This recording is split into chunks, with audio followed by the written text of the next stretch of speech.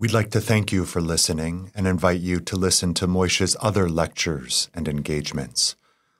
What follows is a lecture given by Moishe Postone on February 23rd, 2017, in his Capital seminar at the University of Chicago.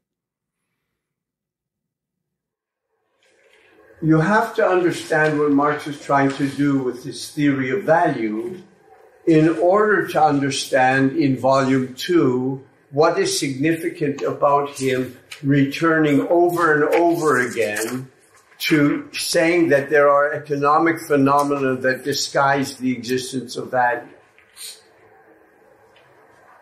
They are real. One of the things we will talk about is, for example, speed of circulation makes a real difference economically. So it's not that these are all just illusory. If it makes a real difference economically, why bother, as Marx does, to claim that one is disguising the other? So you have to have a very good sense of what it is that he regards as being essential, what he regards as being that which categories like value, commodity, capital, surplus value, what they grasp. And as long as you think that he's dealing with an economics, period, and as long as you think that the main or the primary thrust of what he's trying to do is to prove that in spite of appearances, capitalism, like most other societies that antedated capitalism, is a system of exploitation. The difference between capitalism and within this framework and feudalism, slavery, corvée system, etc., is that in those other systems, the expropriation is overt.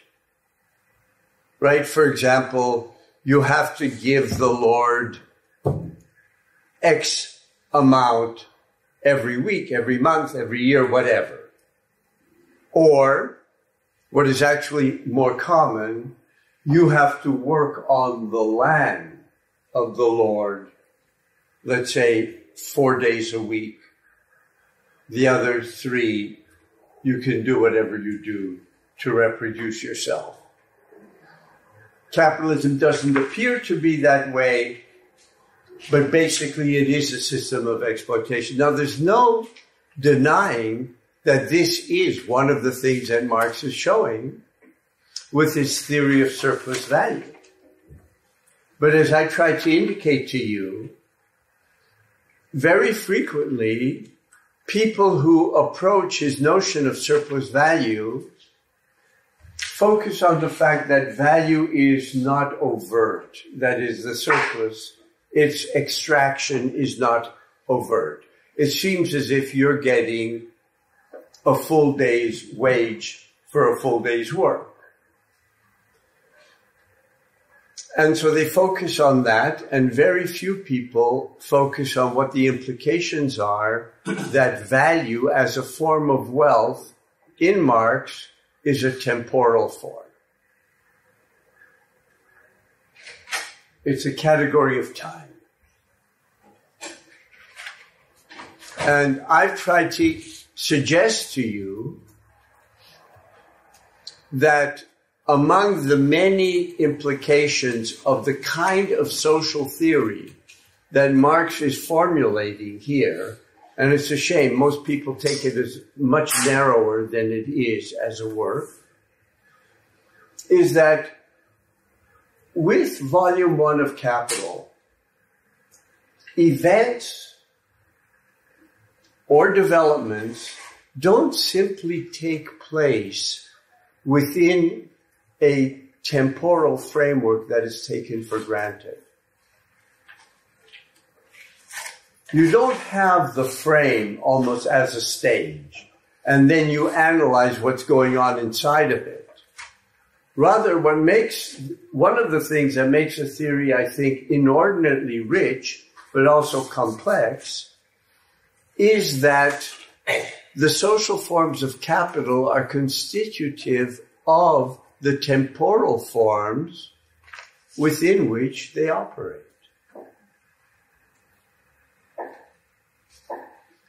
I tried to suggest to you in the course of our discussion here that two kinds of temporality with Marx are constituted by the forms of practice that he seeks to specify with his categories of commodity, value, abstract labor.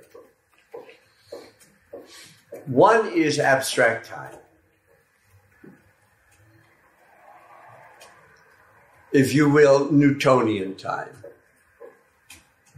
So the suggestion is that it is not that Newtonian time, as it were, has always already existed as a temporal form, and suddenly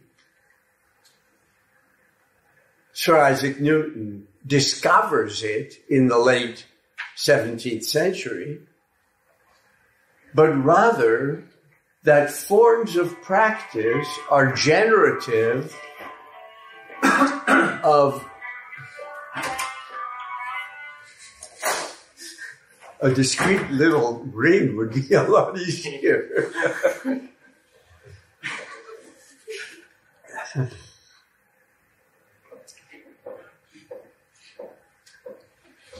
I understand certain kinds of tailor-made, others I don't.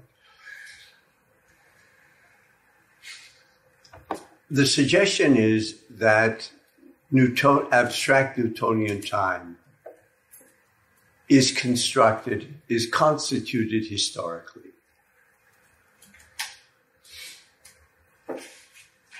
By the same token, as I tried to indicate to you, what I call historical time is constituted historically. Historical time in the sense of being a temporality which involves moving the frame of Newtonian time. It's a movement of time, not a movement in time. So it can't be, as it were, plotted on a graph of Newtonian time. For those of you who still kind of remember graphs, right? This is, in a sense, a superordinate frame of reference within which Newtonian time exists. To say that historical time is constituted under capitalism means that what we call history in the sense of the dynamism of development is also not simply events that unfold within the framework of an unchanging time, but themselves are part and parcel of a kind of an acceleration of time. Now, I mention this because this is one of the implications of Marx's value theory, which goes far beyond a theory which is A, worried about the exchange ratios of widgets, and B, seeks to show, which it does certainly, that capitalist society is built on exploitation. But that doesn't go far enough. To say capitalist society is built on exploitation, then there's a question, okay, what follows from that? Well, clearly you want to somehow overcome exploitation. And normally the way the volume 1 has been read was the creation of the conditions that allow for the overcoming of exploitation, which is correct. But what about if what the volume is about is the creation of the conditions for the overcoming of value, where value isn't just exploitation, where value is this temporal form of wealth that is rooted in direct human labor. Yes? No? Maybe? Okay. Can you have one without the other? I'm sorry? Can you have one without the other? The overcoming of value without the overcoming of exploitation? Yes, you could have the overcoming of what is regarded as exploitation without the overcoming of value. You could abolish private property and say there's no more exploitation and still have capital accumulation. We've seen that in the real world, where suddenly you have terms like socialist commodity production, socialist capital accumulation. Those don't make any sense. What about the reverse? So, some abolition of value while exploitation remains? How? I don't know. Well, no, I mean, it can't just be. I'd like to hear an example, even a hypothetical. Okay. Well, you could still have, it seems like you could have people dominating each other without... Not all forms of domination and exploitation. Well, because you had historical examples of, I don't think this is that important actually, but you had historical examples of societies that are exploitative without having value, so just getting mass value doesn't seem to be it. Yes, and I think that if one takes about 2 steps back and sees, like, world historically what Marx is trying to suggest, it seems to me that one could argue that there are 2 things he's trying to suggest on this level. One is that from the time humans, or the majority of humans, stopped being hunters and gatherers and either existed in agriculturally based societies or were herders, you had exploitation. You had exploitation of one sort or another, which always depended on the circumstance that there was surplus production, and because surplus production is a sine qua non of any society beyond the level of hunters and gatherers. You have to have surplus production. If surplus production is produced by one group of people and is largely appropriated by another group of people, we could use that as a kind of a general term for exploitation. It's not what Marx calls exploitation in the book Capital, which is S over V. But that's the form. S over V is the form exploitation takes in capitalism according to Marx. Now, commonly, the idea of the end of exploitation has been interpreted as the end of the exploiting class. Whether that exploiting class are slave owners or feudal lords or capitalists. And that's closely tied to the idea, once you have capitalism, that the end of exploitation is the abolition of private property. And as I tried to indicate to you already in his very early writings, Marx, in criticizing Proudhon, polemicizes against precisely this position. He polemicizes against the idea that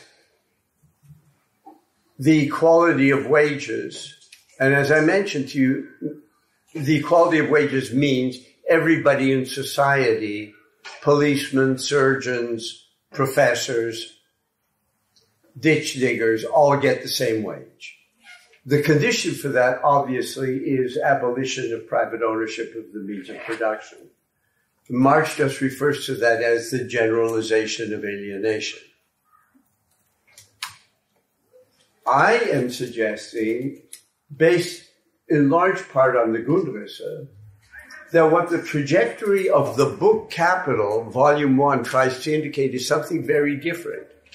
Not simply the emergence of the historical conditions of possibility of the abolition of private property, but the emergence of the historical possibility of the abolition of a subaltern class that produces the surplus. So that the overcoming of capitalism within this framework is the overcoming of proletariat labor. Yes, of course, the overcoming of bourgeois ownership. But abolishing bourgeois ownership while retaining proletarian labor within the framework of the reading of Marx that I presented maintains value. The source of value is the proletariat.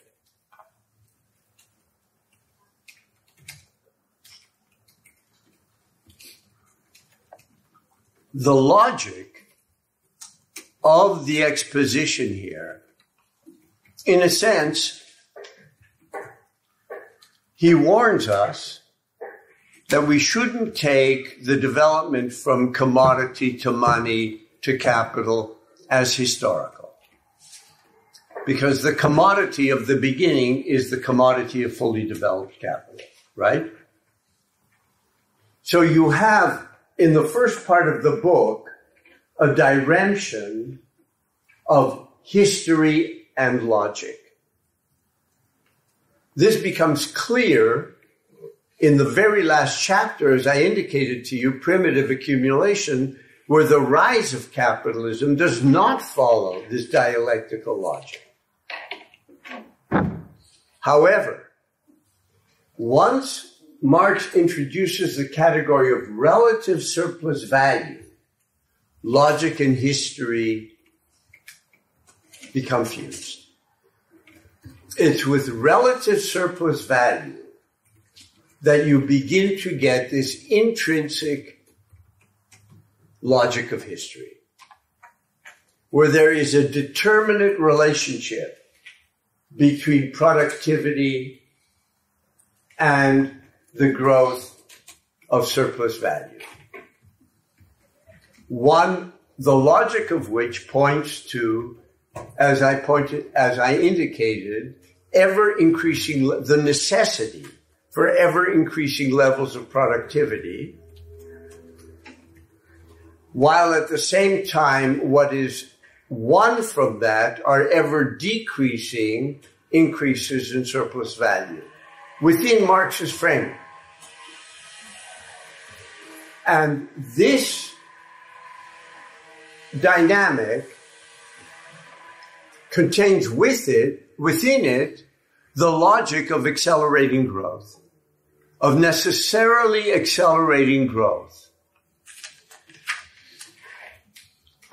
Now, if you view it really in terms of the categories that Marx has developed, the real product of capitalism, when you say it's surplus value, is not really all the stuff that's being produced.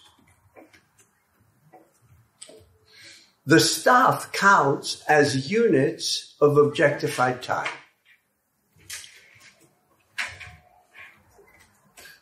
See, I'm asking you to look at the categories and slice them in slightly different ways. Now,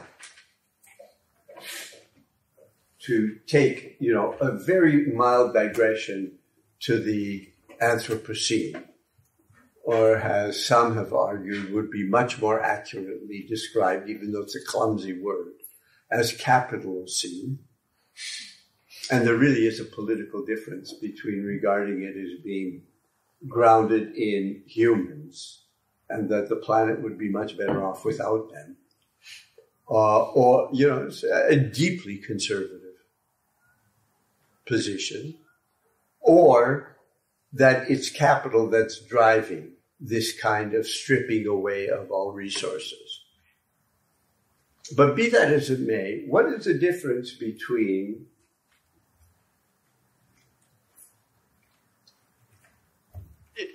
a situation where the products are the matter that they appear to be, or the material, or if the products are simply symbols of objectified time?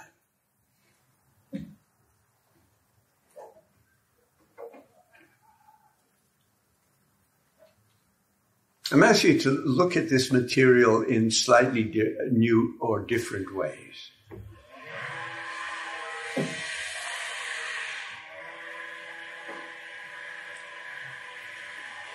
You can't run out of time. Right. You can't run out of time. Time, potentially, is boundless. Right? However, if the time has to be, as it were, born materially, that can run out. Right? You have a system which aims towards boundlessness within a framework that necessarily is bounded, the planet. So what is, as it were, the dream of capital? Yes, absolutely. Why do you think all these Silicon Valley nerds are now thinking they're going to be the ones to live on Alpha Centauri or wherever? I'm very serious. And they compare it to crossing the Atlantic. There's just no comparison. None. Yeah, the dream of capital is intergalactic travel. As a metaphor for boundlessness, the absolute refusal to accept boundedness because the system actually would collapse.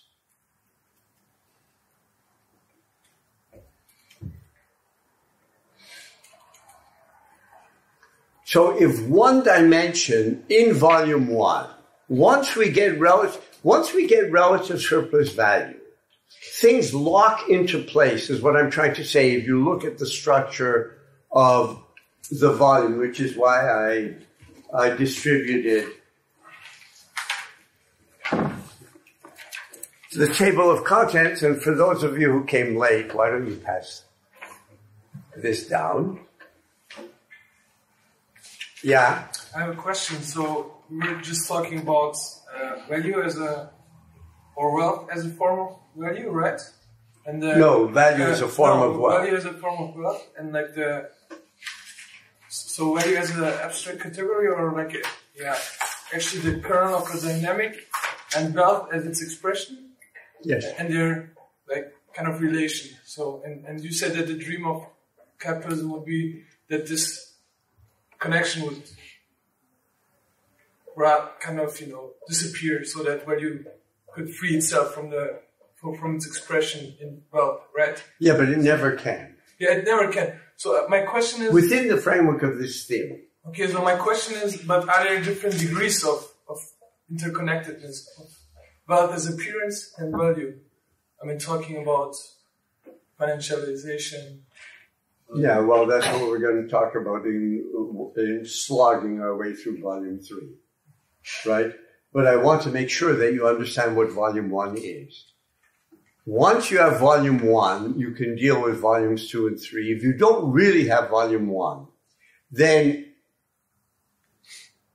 it doesn't make any sense. It's only when you have the category of relative surplus value, which comes about halfway through the book,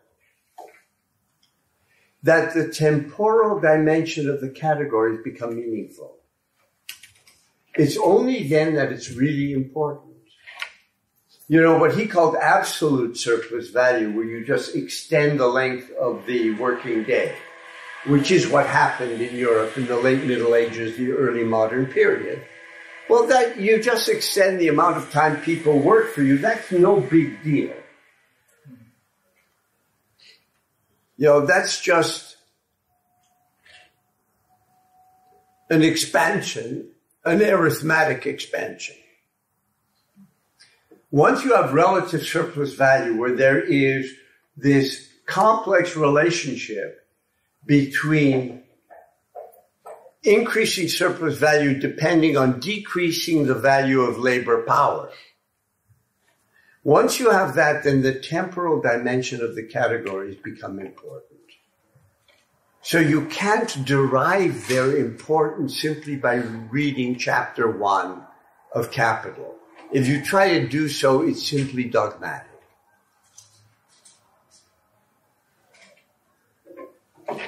Right? And a lot of people have lots of arguments about chapter 1, not realizing that chapter 1 doesn't stand on its own. It really is part of a whole argument. You can't read the first 4 pages of Hegel's Phenomenology and say, I've got it. But with Hegel, you know that you haven't. With Marx, people think that they have. So it's only with relative surplus value that the categories of the beginning begin to be meaningful. And that the difference between value and material wealth begins to be a real difference and allows for their conceptual distinction.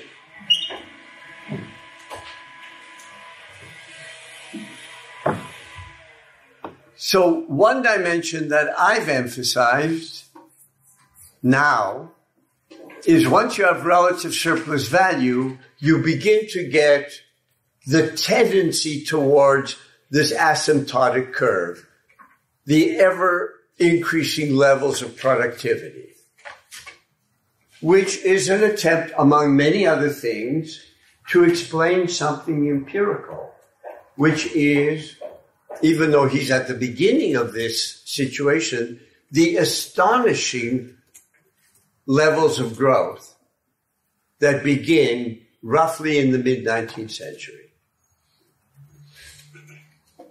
And where you use science directly in production, which didn't really happen before.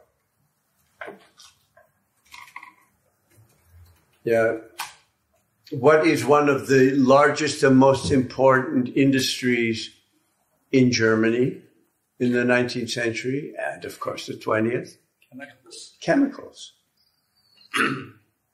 Yeah, that's a pretty good example of it being the direct application of science. Now, Germany is giant chemicals, and they use it a lot. This, of course, is a total tangent. But I just read this review, so I can't resist. Have you heard about this book about this German journalist who did actually a very carefully researched work on the use of drugs under the Nazis? I've heard that they did a lot of methamphetamine. Absolutely. And the invasion of France, which cut off the French army. I mean, what they did is they invaded Belgium and the Netherlands to draw the British and French army up, which they did. And then the German army slices through France underneath them and cuts off those armies. They could only do it if the German army didn't stop for 3 days. And they didn't. And they were fed. Now, this guy has he's got all the documents. They were fed hundreds of thousands of pills of meth. They didn't sleep. They were just, They tried it against the Soviet Union as well, but the distances were just so great. You can go 3 days without sleep. You can't go 10. But, I mean, the German chemical industry is working overtime. And not just as we know with the Holocaust, but also to keep the German army pepped up. They're a bunch of druggies. Anyway, at the beginning of this development, Marx's categories, you have to see that it's an attempt to be able to explain this phenomenon. You know, a theory, you only understand a theory if you understand what it's trying to account for. And one of the things that the theory of value is trying to account for, once you get relative surplus value, not chapter 1, is this kind of runaway growth. That's number 1. And number 2, if you look at the table of contents, once you get in part 4, the production of relative surplus value, you'll notice that comes right after the limitation of the working day. And then we have the valorization process leading to this form of growth. But then you have what happens to the labor process itself. Right? And once again, a lot of people make a mistake when they read Marx. He talks about the labor process as being, you have the worker, or let's say the human agent, who has tools in order to accomplish a goal that is already present in their mind. So that their work is, in that sense, a teleological activity. Okay? A lot of people quote this, and they don't notice that what happens in the pages after that is that all these terms become reversed. The workers are no longer the agents who make use of objects for a goal which is in their mind, but the workers become cogs of a mechanism, the goal of which is determined by the exigencies of value rather than anything in the minds of the workers. And this kind of reversal that occurs in the presentation of capital itself is something that you cannot follow if you read this book as simply one that you can sort of cherry pick quotes from. You might be able to in volumes 2 and 3, but not in volume 1, to understand really the way in which you've got an unfolding argument. So on the one hand, you've got this growth. On the other hand, you have an utter transformation of the nature of the labor process itself.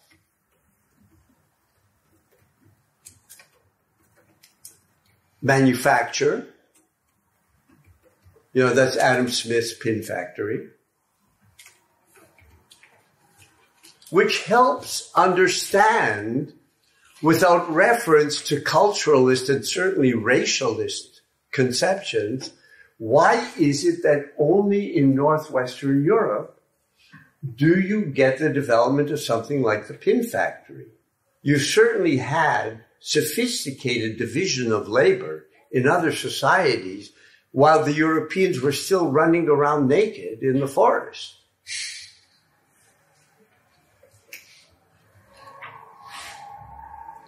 Right? So this begins to allow for an explanation of what is driving this.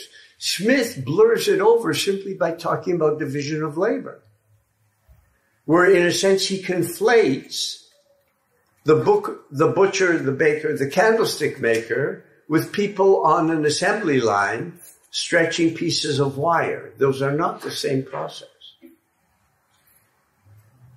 And from manufacture, you get large-scale industry.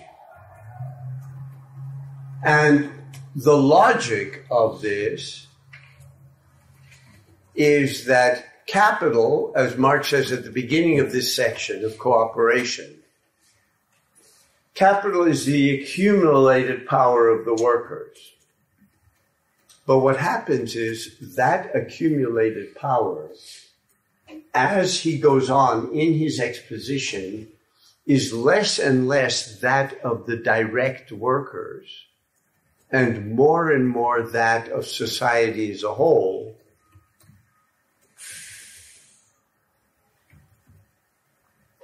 And the logic of the argument I want to suggest, sure, it includes, maybe you'll get rid of private property, but it opens a possibility that you're going to get rid of proletarian labor.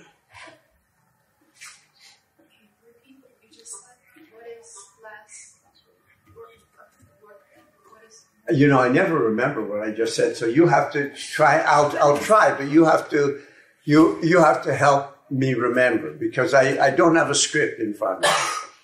You said something like more and more that of these okay. At the beginning of this section that I've pointed to, starting chapters 13 through 15, what he says at the beginning in chapter 13, he talks about cooperation.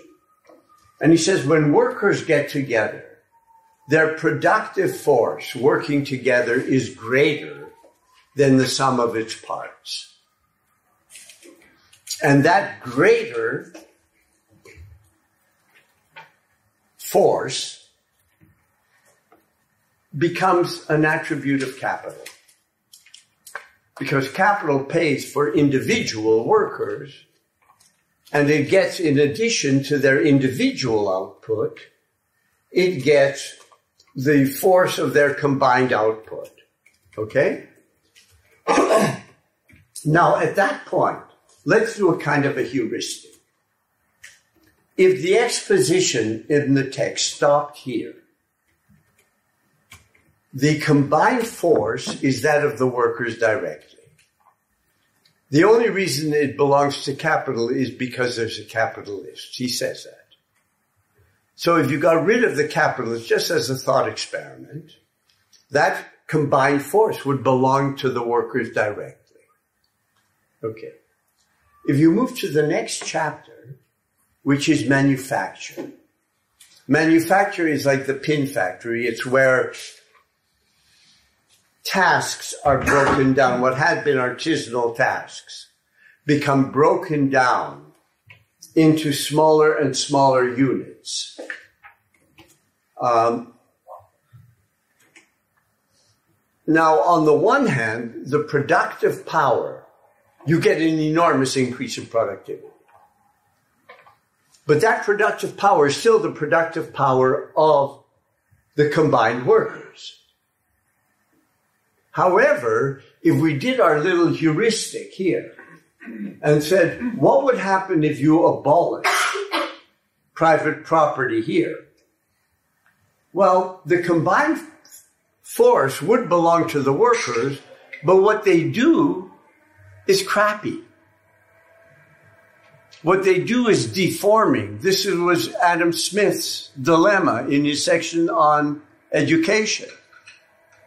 What they do, to quote Smith, is activity that renders them as stupid and ignorant as human beings can become. Pulling a piece of wire 48,000 times a day. So even if it belonged to them, there would be nothing emancipatory. They would just continue doing this grinding work. And he's very clear about this. That the problem with manufacture is already the nature of the work. It's not simply the property relations. And then you get large-scale industry, where you get an opposition. That's the next chapter. These follow one another. In large-scale industry, the output is no longer dependent on breaking down labor into smaller and smaller units, but the output is dependent increasingly on using science and technology in production. Nevertheless, according to Marx, people aren't liberated from narrow labor. And it's at this point, you remember when I drew this kind of little equation for you, that value is, within Marx's framework, is always reconstituted? So on the one hand, in terms of the two strands I've been following with you, the temporal category, dimension of value is important to understand runaway growth. That value is reconstituted as the heart of capital, regardless of level of productivity, is on a meta-theoretical level the structural grounds why when you get large-scale industry, labor isn't emancipated. Labor is bound in ways that no longer are technically necessary. And that has to do, I want to suggest, with this reconstitution of the necessity of value. So that value theory is an attempt to explain both the runaway growth as well as the persistence of crippling labor in a situation of the increased use of science and technology that could liberate labor.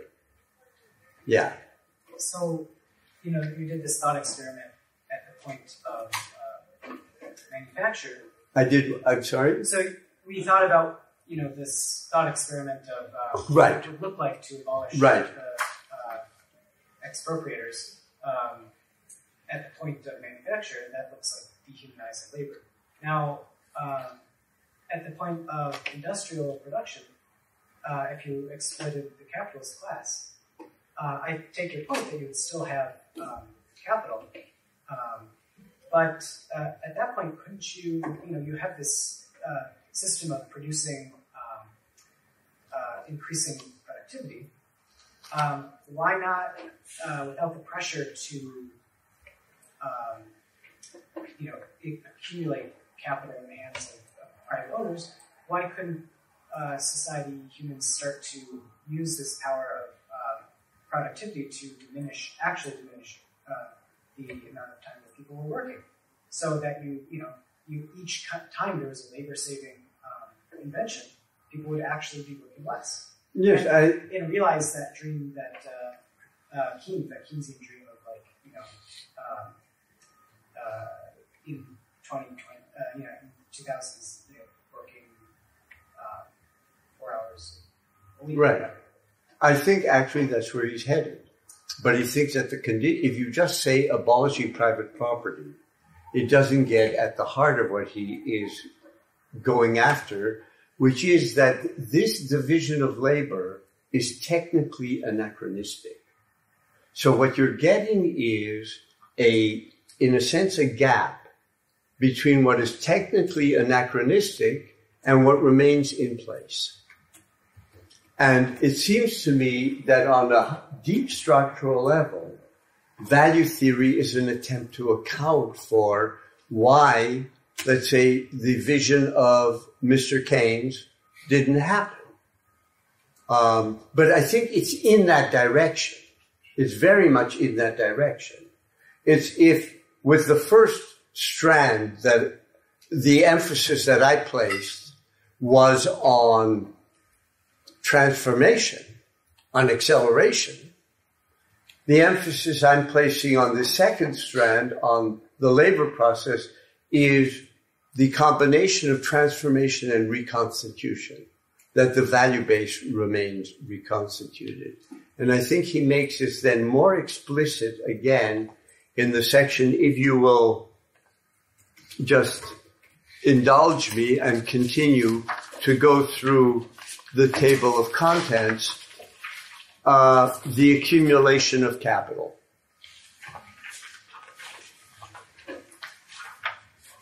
A lot of people have noticed with the accumulation of capital, the chapter on the accumulation of capital, one of the central categories in this large chapter is the idea of an industrial reserve army.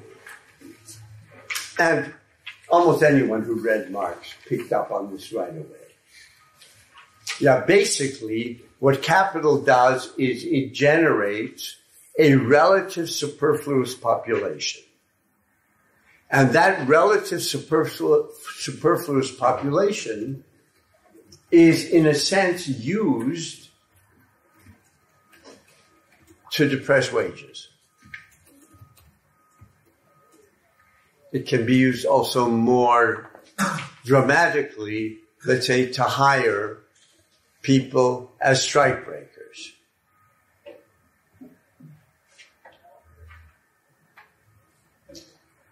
And this, of course, is very common, and a lot of attention has been paid to this dimension. And however, and of course, the ways in which, especially in the United States, there was a politics of strike breaking that was highly racialized. So that very frequently, let's say after World War I, African Americans were used as strike breakers in cities like Chicago, which helped inflame, if not originally generate, enormous racist tensions.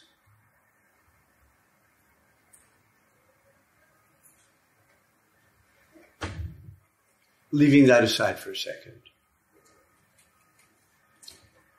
This has been well known, well studied, well discussed. This dimension of the chapter on accumulation. What has been taken from it by many as like a lesson is that capitalism will not and cannot provide full employment. And so the program of many left-wing movements has been a program for full employment. There's another dimension to the chapter on accumulation, however, that I think wasn't given the full importance that it should have been, which is the long-range tendency of accumulation, according to Marx, is to increase what he calls the organic composition of capital. The organic composition is C over V, the ratio of constant capital to variable capital. Variable capital is living labor. Constant capital is what he calls dead labor. Machinery, raw materials, etc.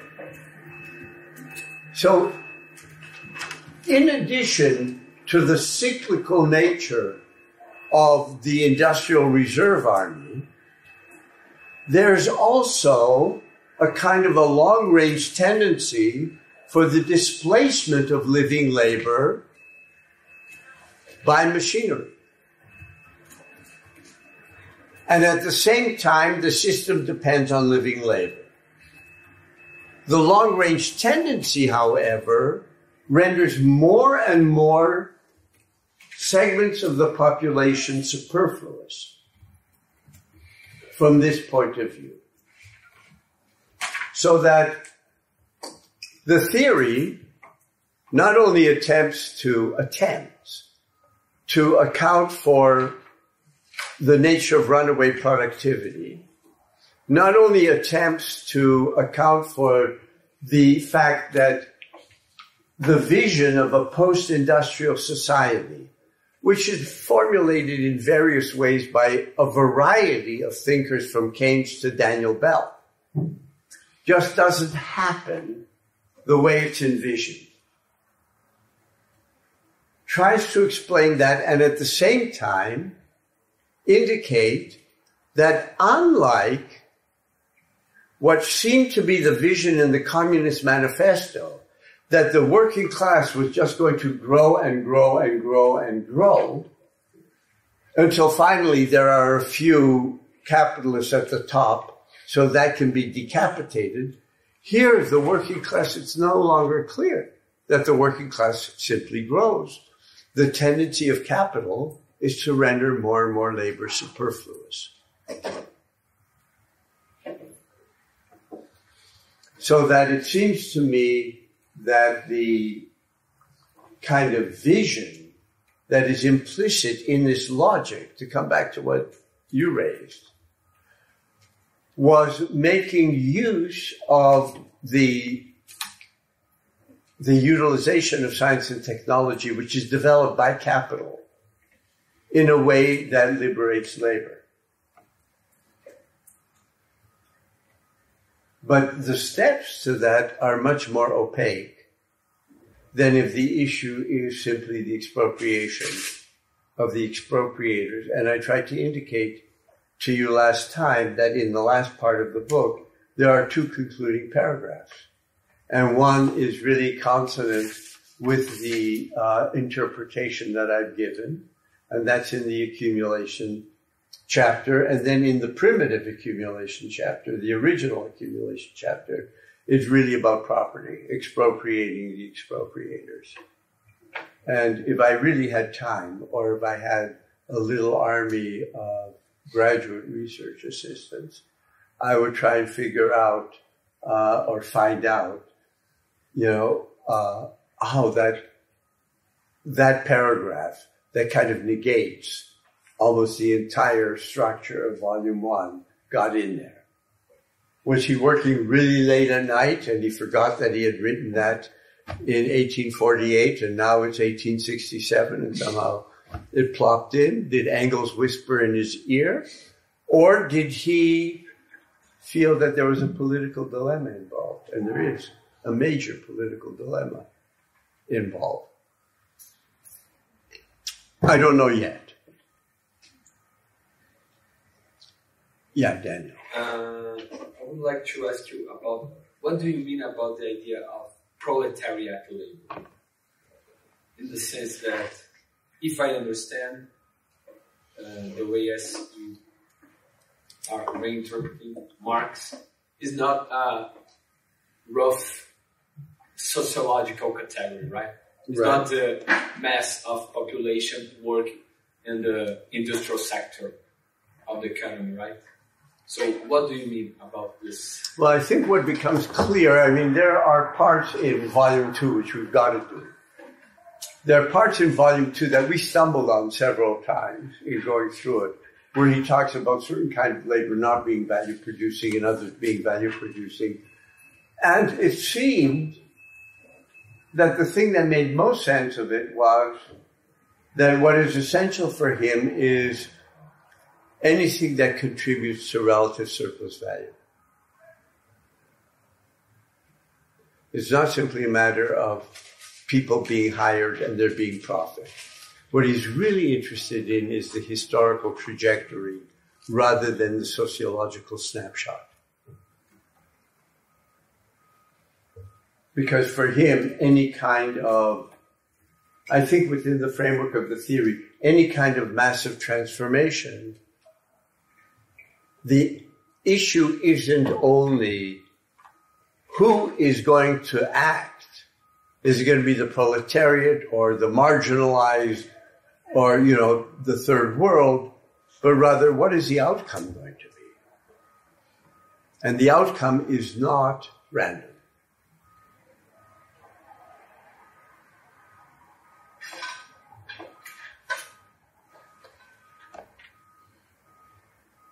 Are we done? Do you also understand what the significance of the chapter on primitive accumulation?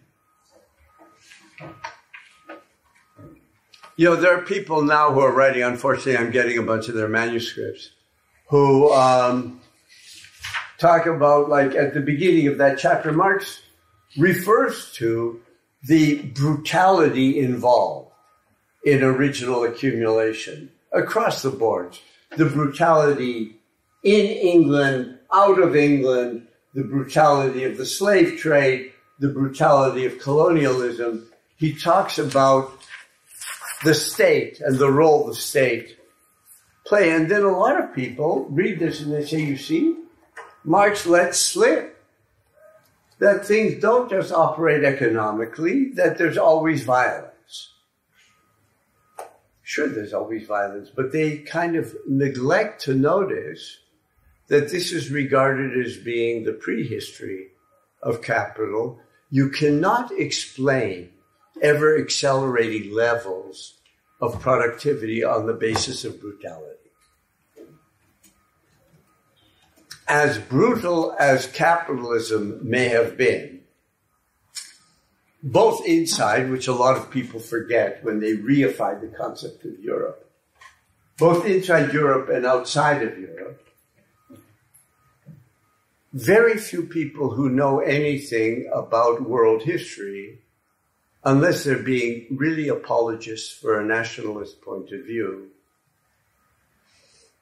will deny that there are enormous levels of brutality that have nothing to do with capitalism.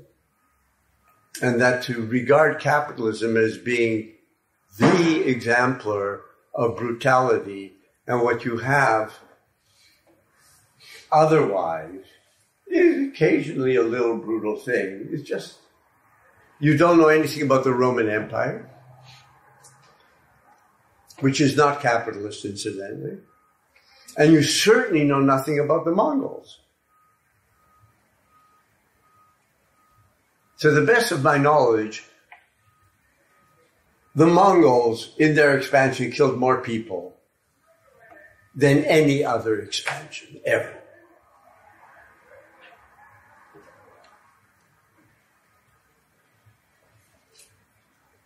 So to say that capitalism is brutal is fine if what you're doing is capitalism just pretends that everything is sweet and, it's not. And it wasn't. And it's important to account this.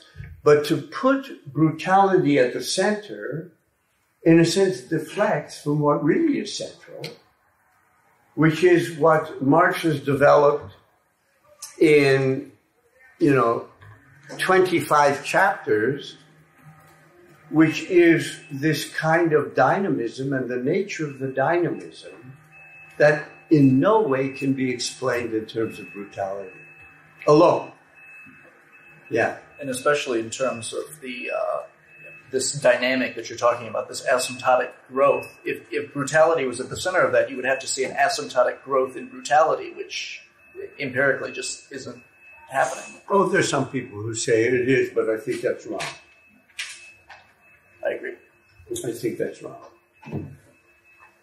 Right, so it's certainly not that I'm trying to defend capitalism. It's just that I think that the nature of the criticism of capitalism in terms of brutality, period, sort of deflects attention from a great deal that characterizes capitalism. Yeah? But would you agree that brutality or violence is becoming important if we, like right now, if we understand the trajectory of capital as rendering more and more human labor superfluous? Yes, but then that has to be analyzed. But how can we conceptualize the relation about this, kind of trajectory and about more and more people? You've just conceptualized it. But how can we think about it more sophisticated? That's pretty sophisticated. Obviously, you'd have to do a lot of intermediate steps. Let me even go a step earlier, okay? I'm sure most of you have read at least the first part of Foucault's Discipline and Punish.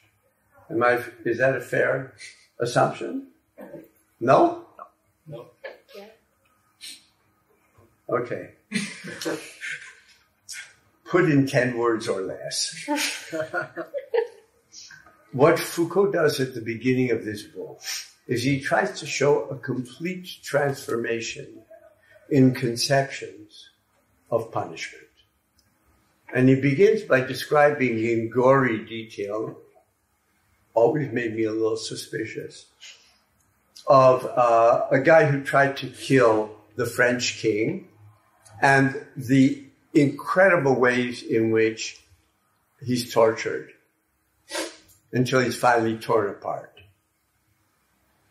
And then Foucault switches to a timetable in a prison in France in the 1830s.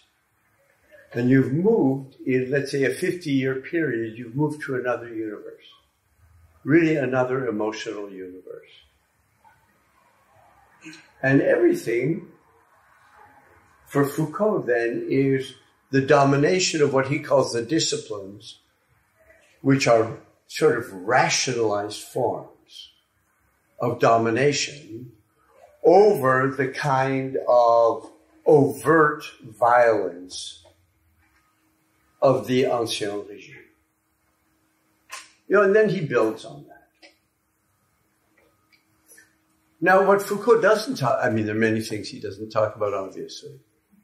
But I'm not sure if he can. There's a difference between whether a theory addresses a certain issue or whether a theory has the capacities to address a certain issue. There really is a difference.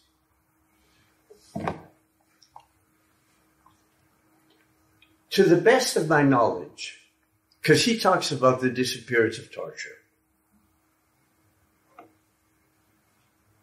Torture reappears. Right? Certainly in the 20th century.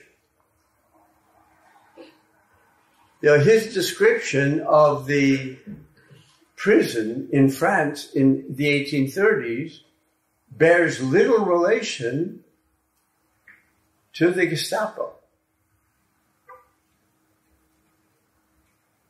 or countless other such organizations. The theory would have to be able, and this comes back to the theory would have to be able to at least address why is there this shift. With Foucault, there's a curious linearity once you get disciplinary society. Let's call it bourgeois society. There's a kind of an implicit linearity.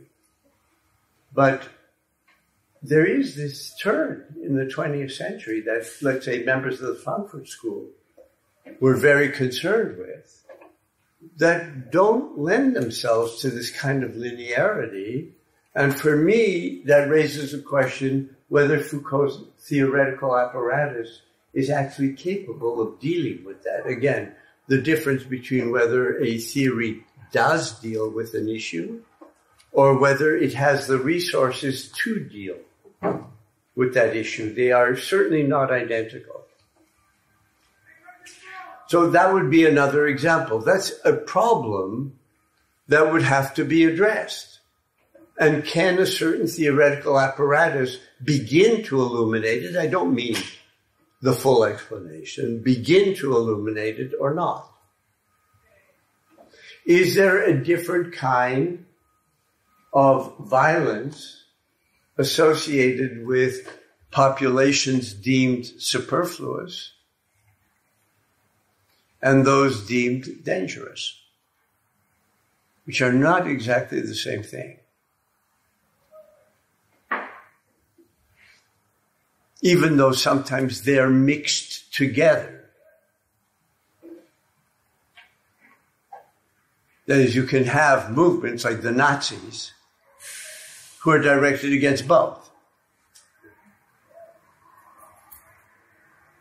Right? Their movement against the gypsies and their movement against the Jews are quite different. The Jews are the ultimate danger. That's different than, Arendt got that totally wrong. She thought it was superfluity, but she read too much. What's his name? Tocqueville. Democracy in America. Not Democracy in America, but the book on the French Revolution. That it's when the French aristocrats became increasingly superfluous that they then were despised, which is perfectly true. But there wasn't a program to exterminate all aristocrats. So one would have to distinguish, not every mass murder is the same as every other mass murder. That makes no difference to the victim, but analytically it makes a difference. So the issue of the growing superfluity of people, which I think is a major issue today, and which we're going to get full-blown in a very different way in sections of Africa, and in an apparently non-political way in the next couple of years. I mean, predictions are of mass starvation in Somalia and parts of the Sudan in the next 3 years. Really mass starvation, not lots of people starving.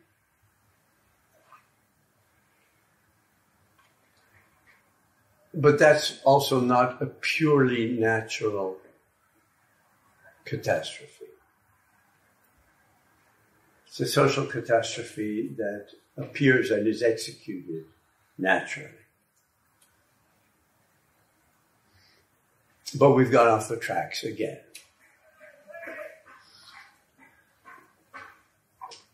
Are we closing the book on volume 1?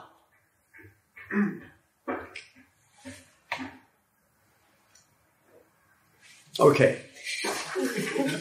Good.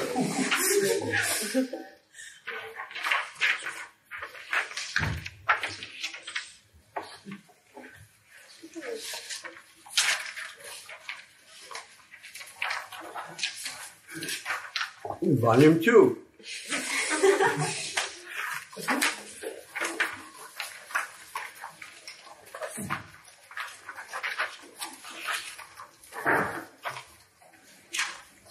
Does anybody need the volume of 2 table of contents? Who walked in late? 4.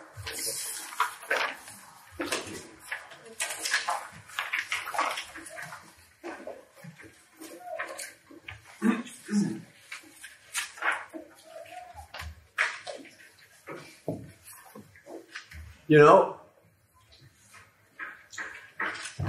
I would like to bring logic of exposition and temporality together for the moment and take a coffee break now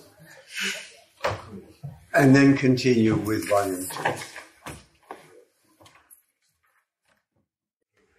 At the risk of sounding completely absurd, I could tell that Yaniv was already smiling.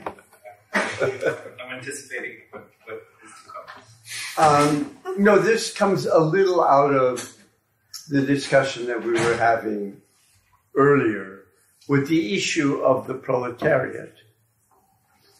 I mean, I'm only dealing here with what I take to be the analysis of the logic of capital. However, when I sort of jokingly talked about the difference between the two sort of concluding paragraphs in Capital Volume 1, I was kidding about it, but there is a real political issue that I think has haunted people who are trying to formulate, in the broader sense of the word, anti-capitalist ways of viewing the world for the past 40 years. And that is, I'd like to suggest that the tacit assumption, which proved as a kind of a framing for a lot of different conceptions, that anti-capitalist politics meant a politics based on almost the universality of the working class, the dignity of labor, full employment, and on that basis, a much more equitable distribution of resources. The analysis of capital that I've outlined, that I think really is there in Capital Volume 1 calls a great deal of this into question.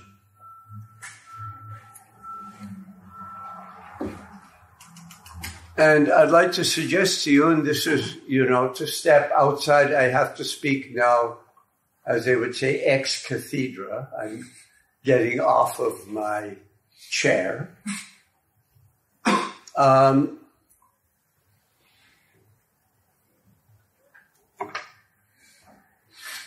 Actually, that was a mistake on my part, but let's do that. This historical change, I think, has been enacted and, in a sense, implicitly realized by many actors for decades already. And what I mean by that is that the more conventional, what I'm calling the more conventional account, a movement in the name of the working class, which represented a certain kind of universality, a movement on behalf of the dignity of labor, etc., etc., etc., I think began to lose plausibility for many people. Whether it lost plausibility, and a while ago, decades ago, whether it lost plausibility as a result of serious theoretical work or just tacitly lost plausibility. And particularly in a country where the political dimension of working class movement had been pretty much decimated, this country, there wasn't that kind of tradition to look back to, and many people have pointed that out. But in addition, that tradition itself lost on plausibility, I would suggest, and not only because of dramatic occurrences such as the Hungarian uprising, or even more significantly, what was called the Prague Spring. I have no idea how much history you do or do not know about these things. So if I refer to something and you have no idea what I'm talking about, you should let me know. I think part of the enormous import given to anti-colonial struggles have to be seen against this background. I don't mean simply the struggles themselves and them being supported, but rather the degree to which the anti-colonial revolutionaries were really seen as being the newer version of the proletarian as revolutionary subject. I think it was enormously cathected, which goes far beyond the question of supporting these movements, out of a sense that, colonial regimes had been pretty disastrous for many of them, for most of them. And so you sympathize with them. I'm talking about something that goes beyond that. And I want to suggest that going beyond that perhaps could be understood against the background of the older understanding of what capitalism is and what it would take to go beyond it, lost plausibility.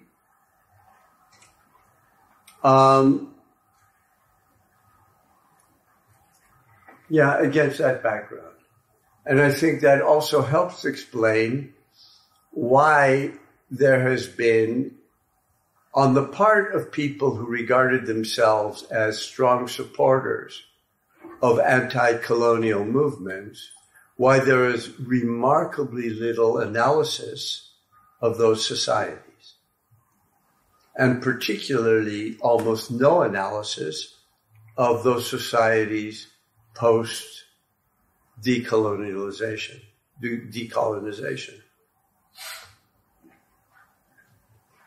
that became, in a sense, screened from history. You would think that an attempt to understand things historically would also attempt to understand the nature of post-colonial regimes.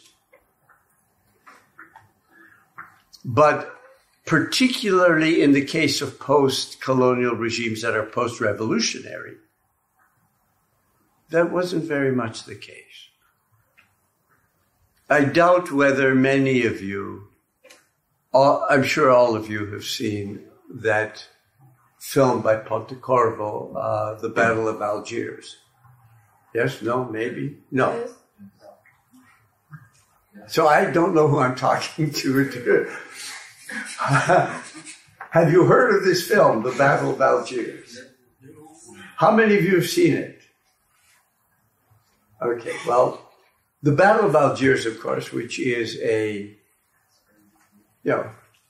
brilliantly made movie, very supportive of one wing, one movement in Algeria. You would never know that there were multiple movements and that one won out. You would really never know that from the film.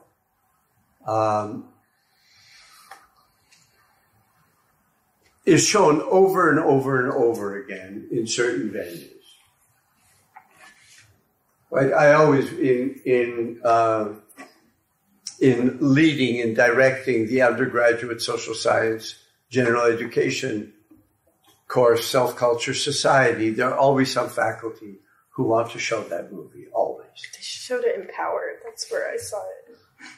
And they showed it in Power, yeah, which is the other large undergraduate general education sequence, which is fine. But in a social science sequence, you would think that there might be one discussion afterwards that would try to figure out or even talk about what happened in Algeria afterwards. Probably almost none of you know anything about what happened in Algeria afterwards. And there are very few people who know that 250,000 people were killed in the 90s in Algeria. But it's not simply, oh, they're bad guys, but rather, how do you understand, if one is doing a critical analysis, it's not that the anti-colonial revolution is like the end of the movie. You know, they get married. And then that's the end of the movie. What should be the beginning is the end.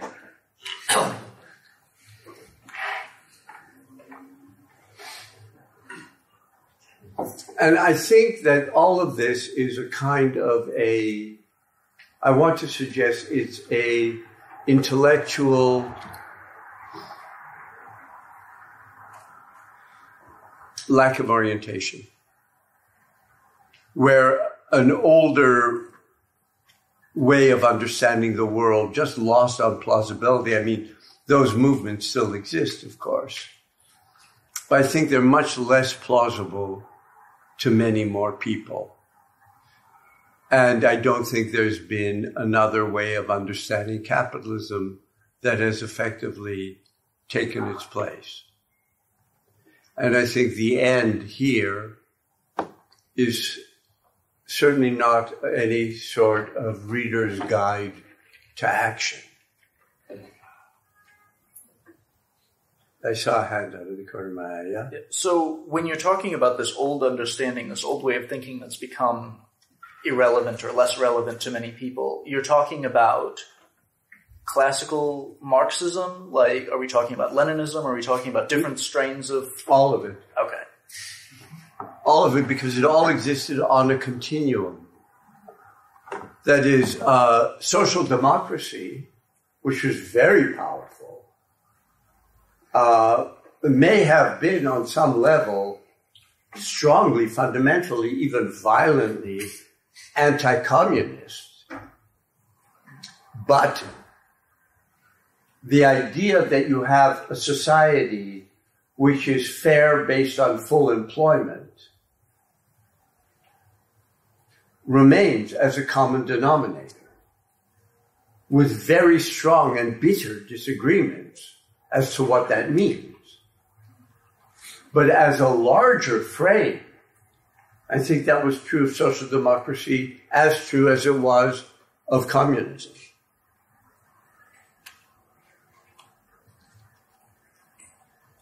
And, the people for whom it's less true are the radical 18th century activists, the anarchists. There's something very quaintly 18th century about their assumption. They're a little like Rumsfeld. You break something down and society will spontaneously sort of emerge on its own. It's the violent wing of the Enlightenment. When it's not riddled by police, which tells you something about the nature of the politics themselves. Or hired by Fox News.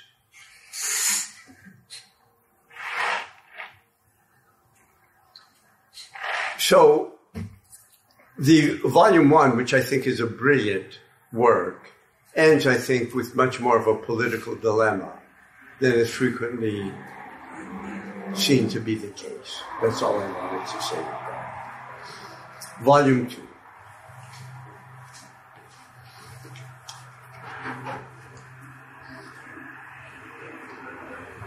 The circuit of money capital.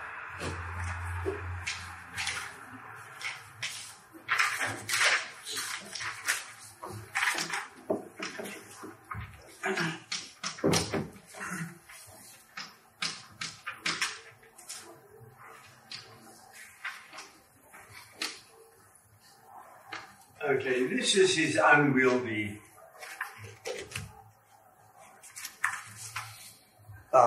sort of formula for the circuit of money capital.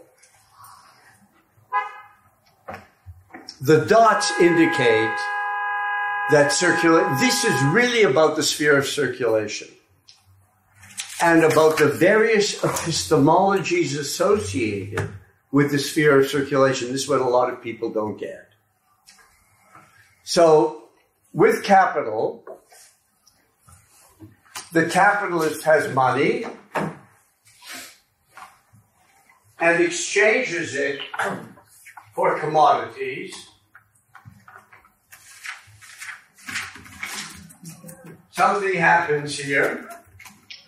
This is the sphere of production. And what you get are commodities, the value of which is greater than the value of the original commodities, and then the capitalist has to go and sell them. And presumably sell them for more money than was invested at the beginning. Now, these are the elements of the sphere of circulation. The sphere of circulation for Marx is a sphere of the transformation of the form. That is, MC for Marx, based on volume 1, is simply a transformation in the form of value. A certain amount of value expressed in money now becomes the same amount of value expressed in commodities. Now, in addition, what he adds to this is that this is really a circuit of capital only if C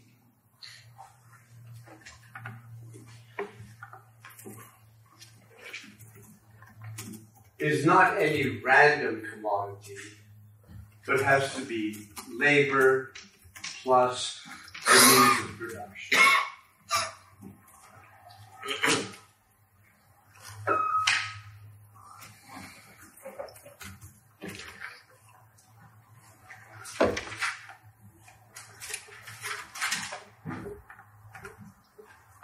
Okay?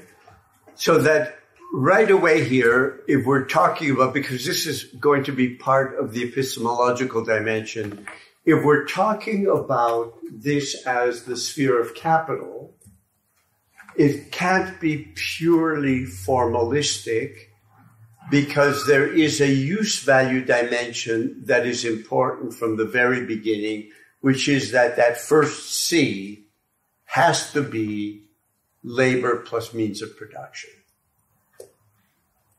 Otherwise, it's not capital.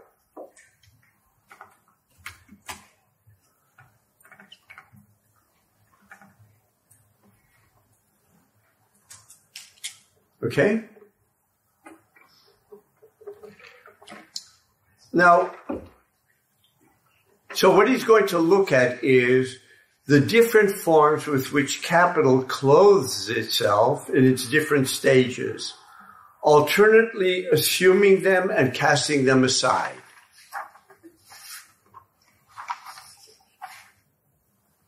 He's doing exactly what he had done in Volume 1. Do you remember, near the very beginning, we start with the commodity, and the commodity splits logically into the commodity which appears to be pure use value and money, which seems to be value outside of the commodity, right? And if you only read the first chapter or two, it's very puzzling why he uses, and a lot of Marxists said, why does he use this unnecessary dialectical language? You have money mediating objects. And the strategic intent of what he's doing only begins to make sense when you get the formula for capital.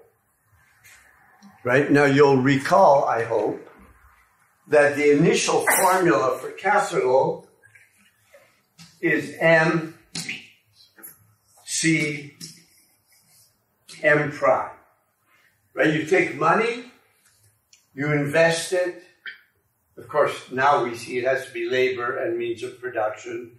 And what you get is the original money plus a surplus, M prime.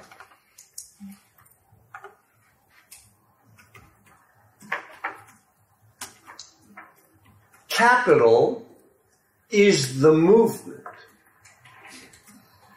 It isn't M, it isn't C, it's not M prime, it's the whole thing that sometimes takes on one form, sometimes takes on another form.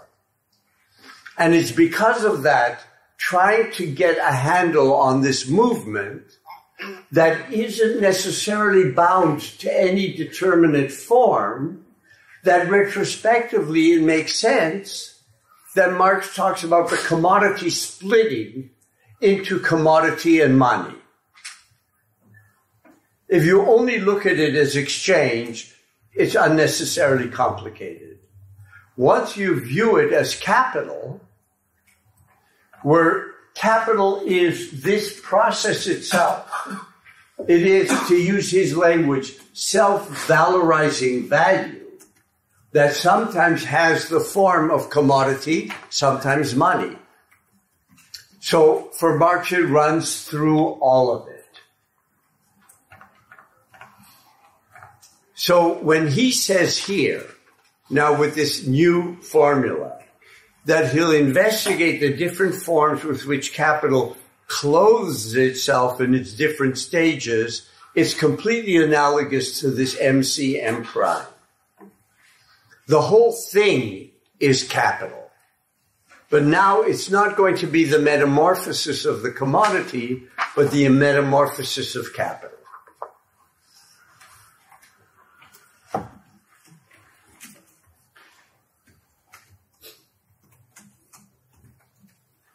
Okay?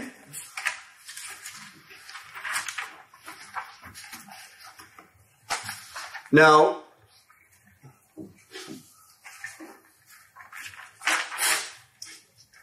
the capitalist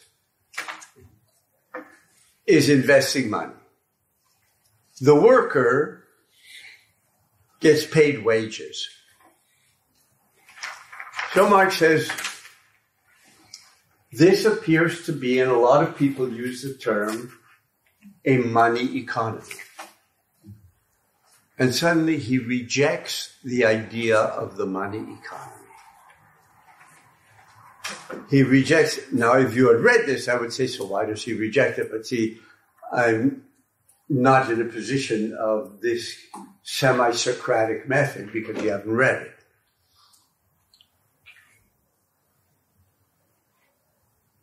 What he says is a money economy is misleading. Number one, because money has been around long before capitalism as something with which you pay services. So this can be regarded simply as a continuation of that. What's the big deal? It's just a kind of a quantitative increase. That's number one. And number two, it disguises something. On the one hand, it emphasizes that the workers and the capitalists are in relation to one another as buyers and sellers, which is correct. Right? Buyers and sellers are there as equals. And he says this hides the other dimension of capital, which is that because the workers own nothing except their labor power, and the capitalists own the means of production, you actually have an unequal exchange. What you have is the simultaneity of an equal exchange and an unequal exchange. The equal exchange is circulation. The unequal exchange is production. Are we okay up to this point? So basically, what he's saying is that you have a class relation.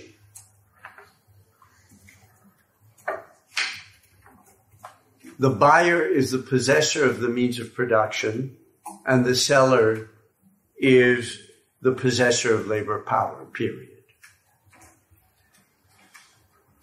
And it is the existence of the class relation that transforms a function of money into a function of capital, according to Marx. So in that sentence, he's using money as the exchange of equivalence and capital as non-equivalence, right? Can you say that one more time? The class relation transforms.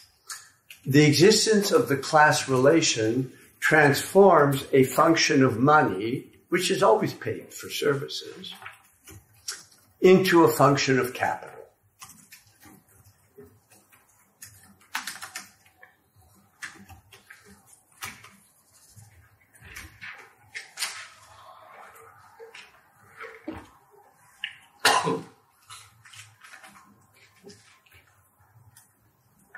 Okay, now, this is where a lot of people would stop in terms of their analysis of capital and class.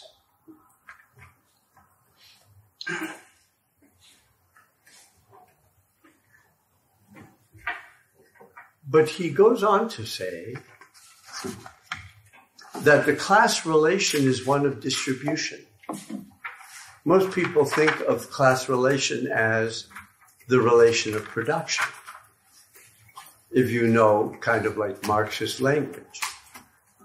And here, what Marx says is the class relation is the relation of distribution.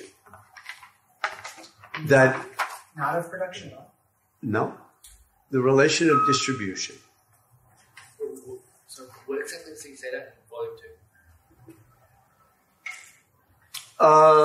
Chapter. Page 116.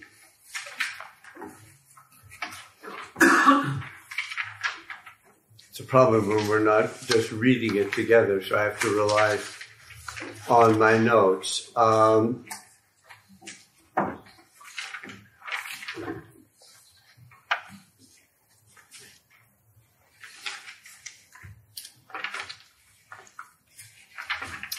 Thus, the situation that underlines... Are you listening? You asked about this. Yeah, no, I'm trying to find a page for them. Okay. Look almost all the way down on page 116. The situation that underlies the act, M being exchanged for C, which is labor and means of production, is one of distribution. Not distribution in the customary sense of distribution of the means of consumption, but rather the distribution of the elements of production themselves, with the objective factors concentrated on one side and labor power isolated from them on the other. So then the question is raised, or if we were reading this together, so what are relations of production? If class, which is important, is a relation of distribution. And if I may skip ahead a little to page 185, what he says is that capital as self-valorizing value, pay attention, does not just comprise class relations, but is a movement. And then he says, those who consider the autonomization of value as a mere abstraction forget that the movement of industrial capital is this abstraction in action. Capital is the movement. It's not simply the relations of ownership. So in a sense, here already near the very beginning of volume 2, he's reinforcing what I've been saying about volume 1. You don't get the movement just by looking at ownership. You get the movement by looking at the categories of value.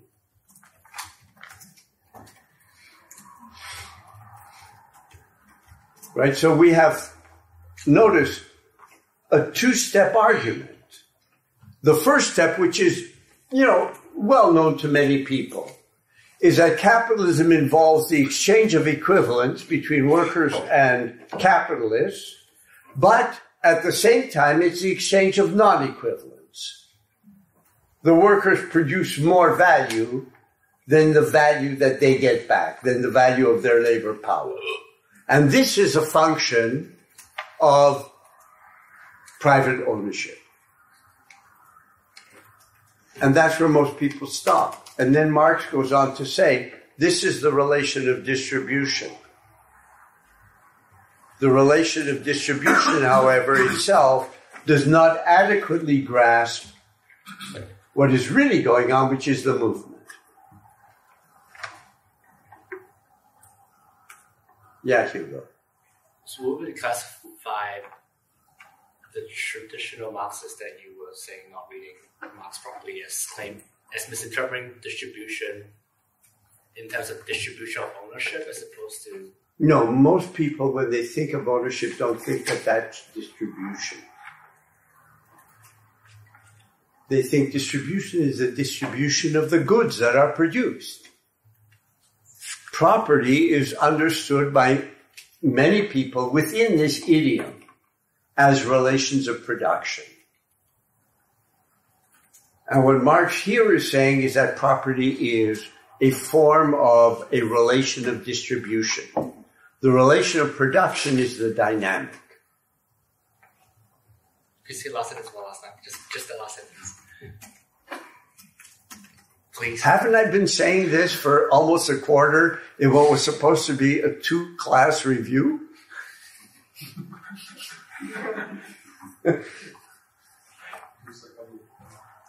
Look, this is a paradigm change, and I'm trying to get it through your head.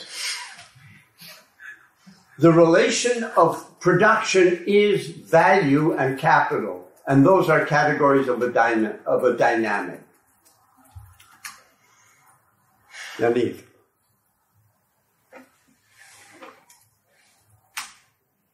I agree. It's like you're a conductor. That's the thing, because I'm trying to orchestrate two different movements at the same time, or trying to observe two different movements, because the sphere of circulation is also about movement. Yes. But it's superficial. No, but it's... I'm glad you raised this, because we're going to have to talk about it. It is movement. And what we're going to have to see is, for Marx, not every movement is movement. Right. And we're going to have to try to see, why does he prioritize one kind of movement over another, although both are equally real? He doesn't think that one is less real than the other, and I think that's frequently a cause of confusion. Right. But one adds value, and the other doesn't, right? One, yes, but what does it mean to add? Good. What does it mean to add value? This can be taken in different ways, right? It could be taken simply in an economic way, and then we can get involved in weeks-long discussion of why doesn't, a person doing this kind of work, bookkeeping, add value, even if they're an employee and even if the firm is making a lot of money, especially around income tax time. Why doesn't that add value, according to Marx? That's one kind of argument. Another is, now that you are all indirect experts on volume 1 of Capital, what is the point of Marx's insistence on something that adds value?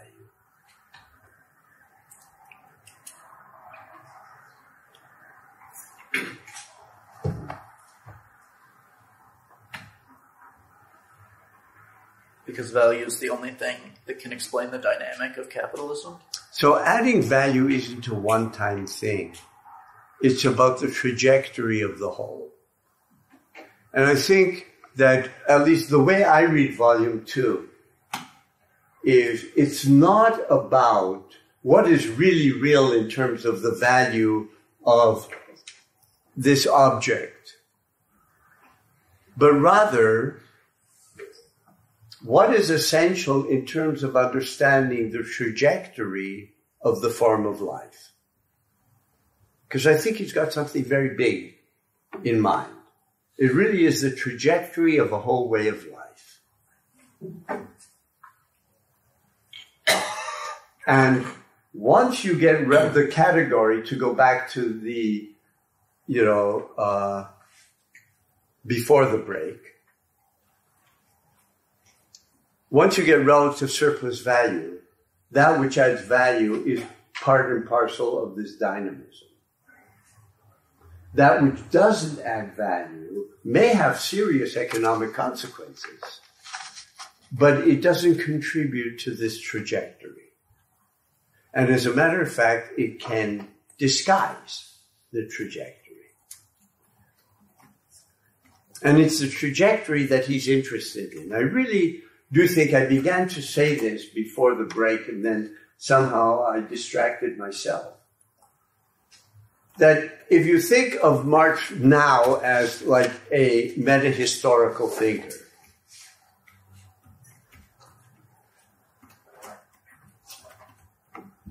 what he says, and we will come to it in a page, he says that wage labor, a society based on wage labor, is really an epochal break in human history. What's the big deal? Why an epochal break? I mean, that's pretty grand language. Why? What does he mean?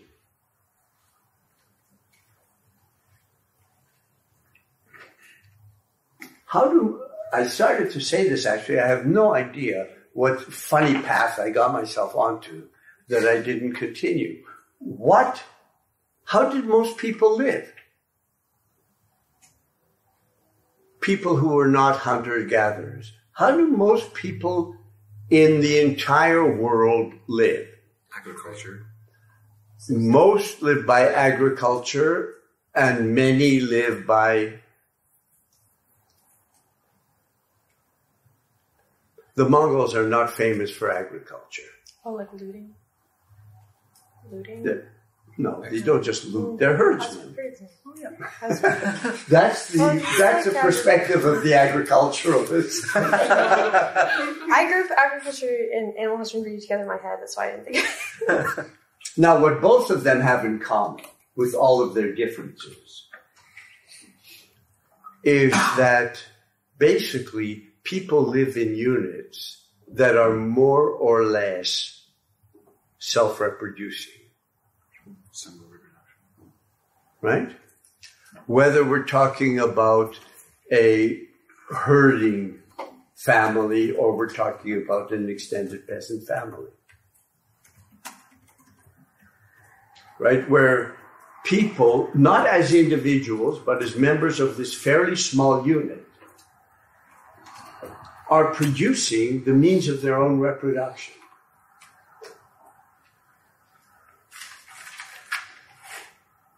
Wage labor.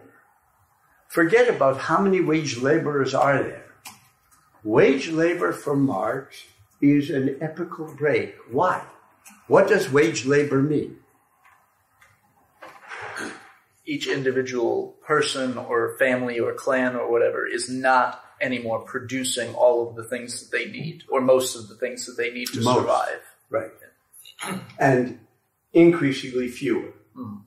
Even if a historian can point out that in some areas it takes a full 100 years for, workers who have one foot still in the village to lose that foot in the village. That is the trend.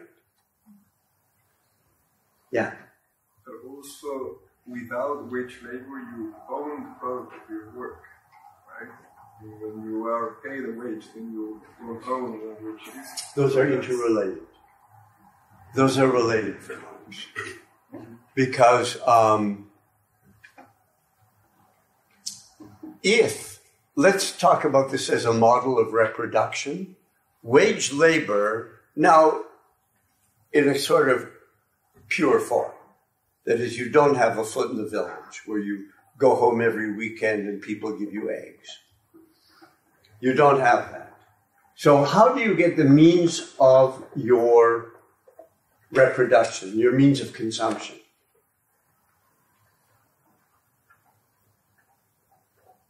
You're not producing them at all. You have to buy them. Right? So for Marx, this is, if you take a step back, this is a break in human history. It's a fundamentally different mode of human reproduction, where humans in small units are no longer producing their own means of reproduction, but where their labor remains a means of reproduction, but in a very indirect way. Right? It becomes a means of acquiring goods that others have produced. This is, I think, there are sections in the Grundrisse I could cite, that this is a difference in human sociality so fundamental that as far as Marx is concerned, if you view that, then capitalism really constitutes a mode, a form of social life so different from all others that in comparison to capitalism, they can be grouped together as non-capitalist, even though that doesn't mean that they have anything intrinsic in common. But as a contrast, the difference is so great. Do you see what we're trying to get at? So then the question is, if this is Marx would call it the second great form. He suggests that this great form also runs up against its limits, and the question is there a possible third form? That's really the question in this entire enterprise. I saw a few hands coming up. Yeah. Yeah, the fact that the unit, when you say unit, is it household or? Well, it depends, but it's frequently in peasant societies. It's frequently household, but household in the sense of an extended household. My point isn't that the units are the same, but that you have units that are more or less self-reproducing. Okay. And now that's my question. You can think that the fact that they're not self-reproducing is as an effect of the great division of labor, and not necessarily of capitalism. Or maybe you cannot separate the two of them. You can't. But you can imagine a society that wants, because they want more plenty, then they produce a system where there's a lot of division of labor without capitalism. I don't know. I would like to see an example. Well, socialized means of production, like commonly owned means of production. If you have community-owned means of production, is the community as a whole self-reproducing? Then that's just another mode of this. I shouldn't say just, because it makes a real difference. But what it isn't is kind of almost like an atomization of existence, where no matter how much you may talk about worker solidarity, in fact, that solidarity is kind of like moral and political, but it's not material. They're not involved in maintaining each other directly through what they produce, the way a village community might.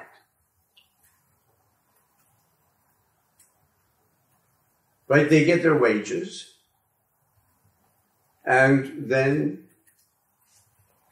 they have to buy things. Now, if they have a little bit of time, they will try to, add to their house or something like that, which a lot of workers do. You expand your house as the family is expanding. But I don't think that kind of negates the larger picture that I think he's trying to draw here, with this notion of why wage labor is an epochal break. Does that make sense? Yeah, I mean, what makes sense is that you cannot separate division of labor from capitalism. Well, a certain kind of division of labor you can. I mean, it's not that capitalism is a first society with a division of labor. You have division of labor. No, but to the extent that you are not self-reproducing. Yes, as long as when you say yourself, we're thinking of it as a relatively small social unit. It doesn't have to be the individual. No individual is really self-reproducing, not even Robinson Crusoe.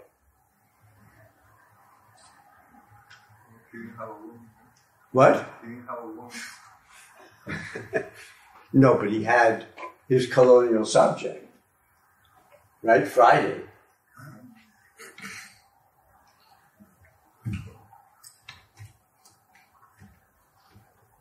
Okay. So the first thing that comes as kind of a surprise, I think, to a lot of people is that Marx says the idea of a money economy is obfuscated. It's not wrong, but it carries with it a blurring of what's distinctive about capitalism. It could just be seen as an extension. Look, we've had trade before. There was, coinage before. This is just an extension of that. So at this point he says no, because what that does is it obfuscates the necessary class relationship underneath this kind of exchange. And then what I've added to that, which he only adds 100 pages later, is that even that doesn't go deep enough because that obfuscates the directional dynamic, which he calls valorization.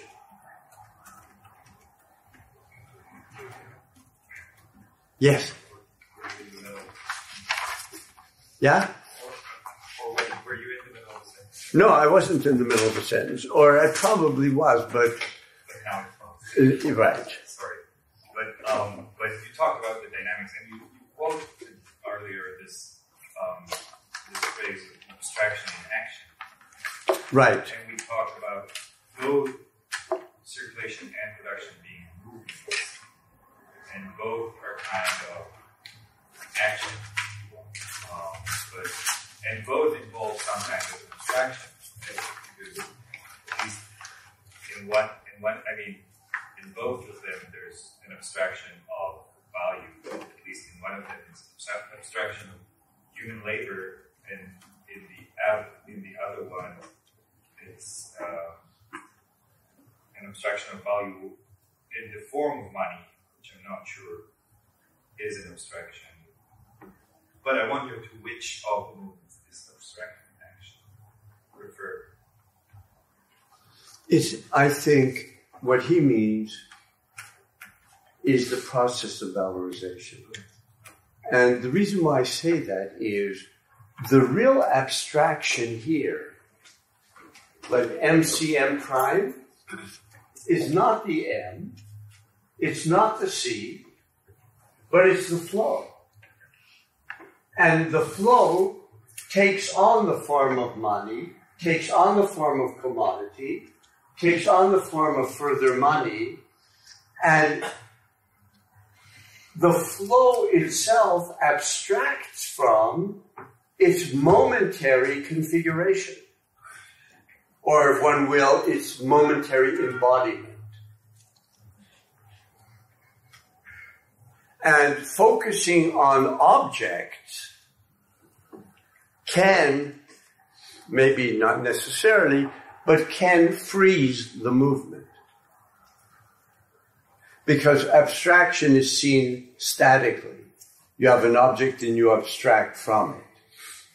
Whereas here, the abstraction is the movement itself, which takes on, as he puts it, various, puts on and takes off various clothes.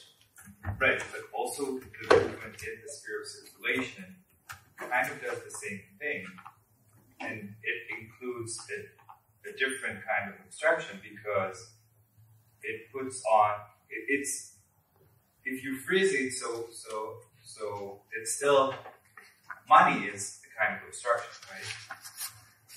You can think of money as a form of abstraction of commodities, and that's one Absolutely. abstraction, but it remains on, that's why I said it's superficial or on the surface, because No, I agree, absolutely. And what I'm trying to do is not say one is abstraction and the other isn't.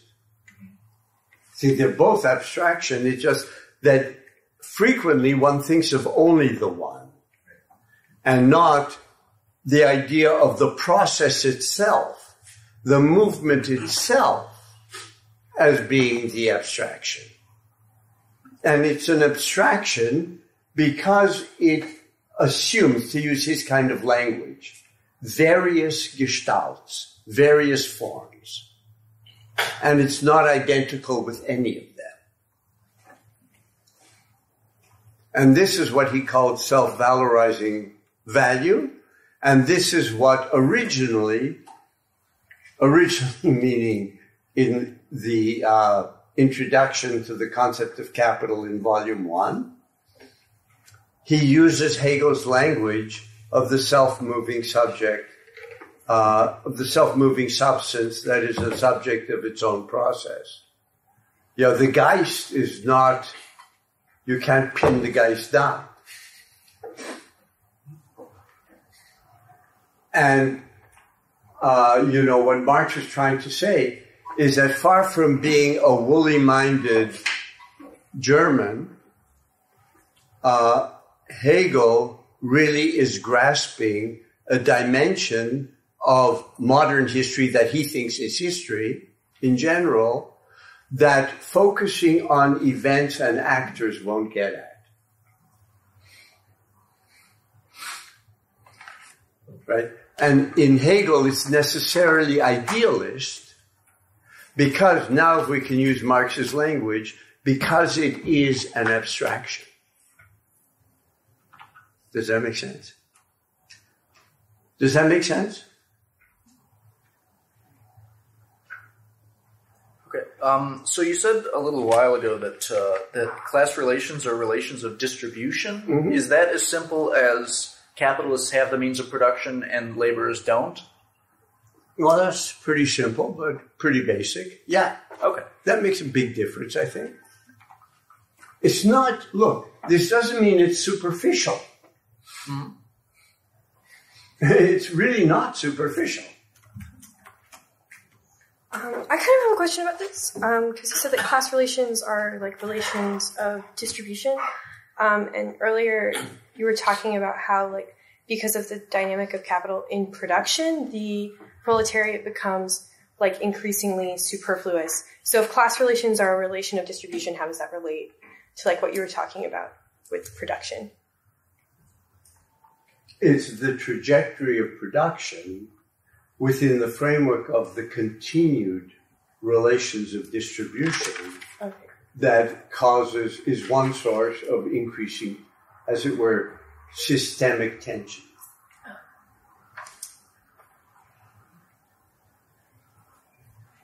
How are we doing? Okay. Now,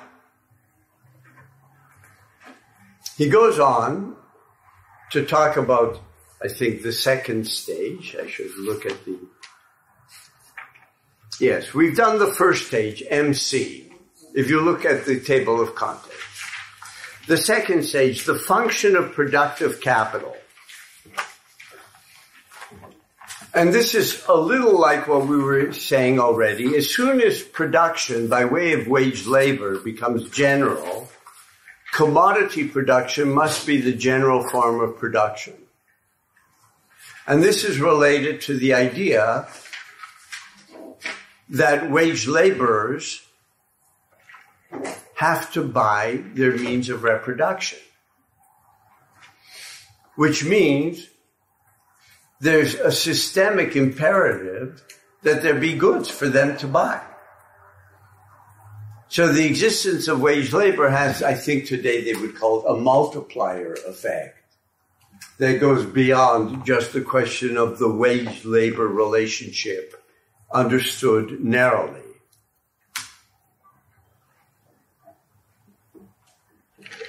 And he uses that, the enormous expansion of commodity production, to allude briefly, and it's really no more than an allusion, to the capitalist sphere of circulation and world trade.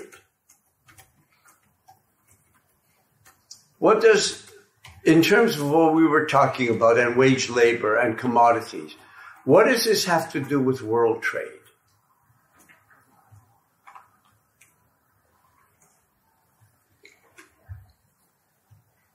I mean, as I'm sure all of you know, there was, I don't know if you'd call it world trade, but there certainly was very long distance trade for a very long time. In the Indian Ocean, particularly what is called now the Arabian Sea, between China and the Mediterranean, first carried overland, the Silk Road, and then boats from the Levant to Europe. What changes? It wasn't necessary, like international trade wasn't so much necessary for nations to survive. Whereas under capitalism, that would seem to be more and more the case. More and more. Originally, not so much. But what does capitalism begin to do? Commodity production.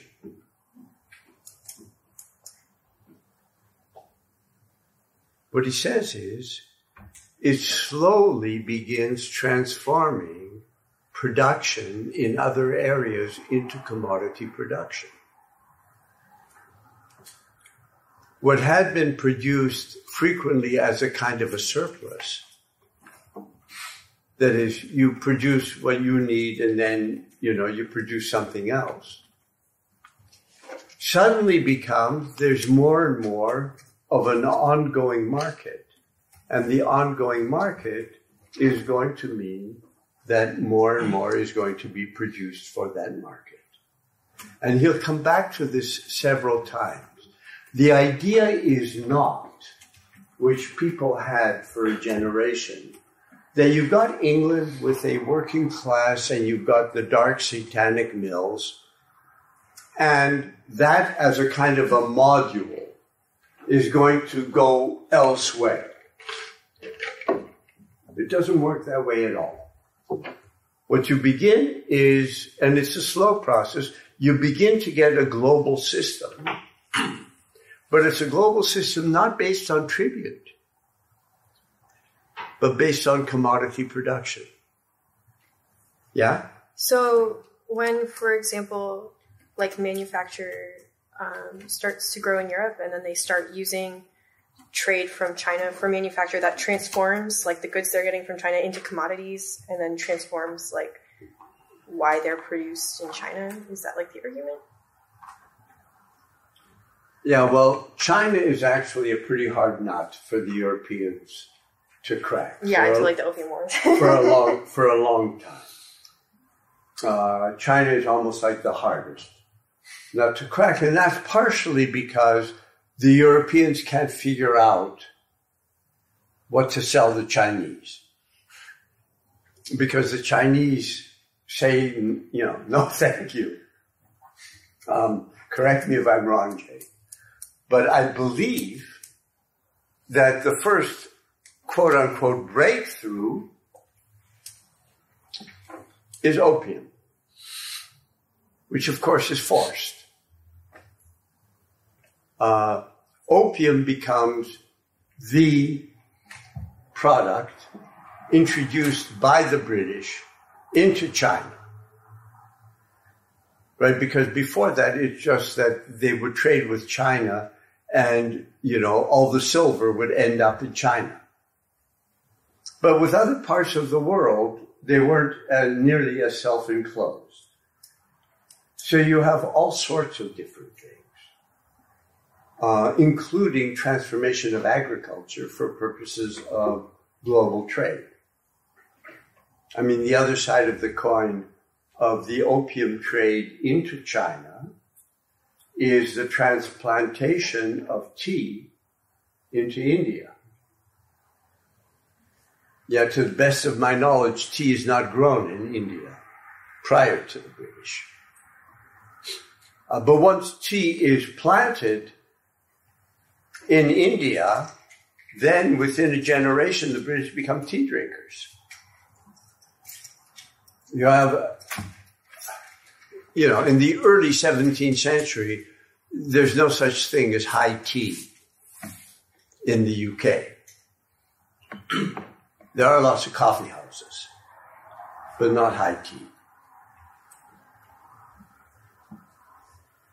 Yeah. And another important thing to remember about that is that in areas like India and China that the British and the French and the Portuguese and all that were starting to trade with, not all of the individual shipments of goods that are coming back to England or France or wherever are commodities that are produced in the capitalist sense. You have plantations, for example, in the West Indies that were produced with, they produced sugarcane with slave labor. And according to Marx, those aren't commodities really in the traditional... Yes, they are. And that's what...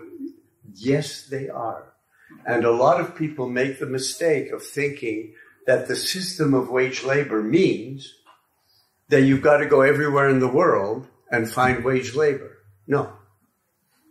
No, those sugar plantations don't antedate capitalism. They're part and parcel of capitalism. And they are produced as commodities. The question is, why then does slavery get abolished later? And that's a very complicated question that a lot of people argue about. Slavery in the West Indies has almost nothing in common with earlier slave-based societies. It is production for the market.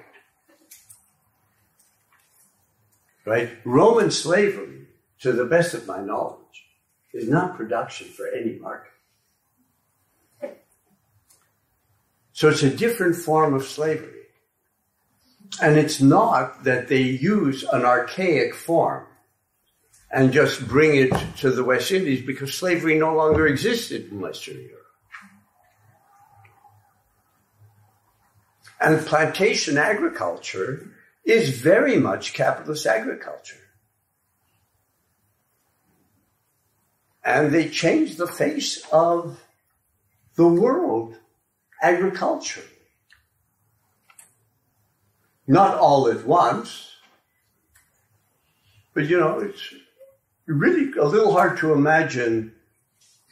Well, there are the trivial things like, Italian cuisine before there were tomatoes in Italy. But also, rubber existed only in the Amazon. You have some British guy smuggling stuff out and then planting it in Indochina. Those rubber plantations in what today are Vietnam, Laos, Cambodia have nothing to do with any native plants there. They're brought by the British. They just transformed everything to a degree to which I think many people are unaware of the degree to which, even if you look at just agricultural goods and consumption, try to imagine Ireland and Poland without potatoes.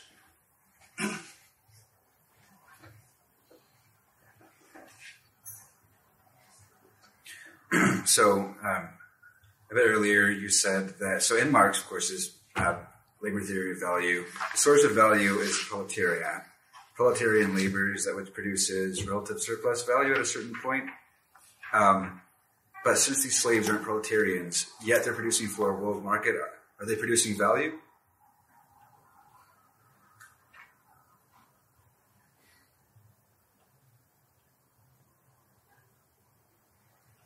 No. However,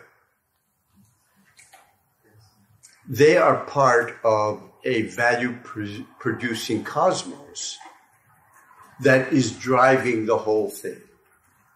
Which is why, those of you who know a little more about New World slavery than I do, the nature of slavery changes in the New World with industrialization in the UK.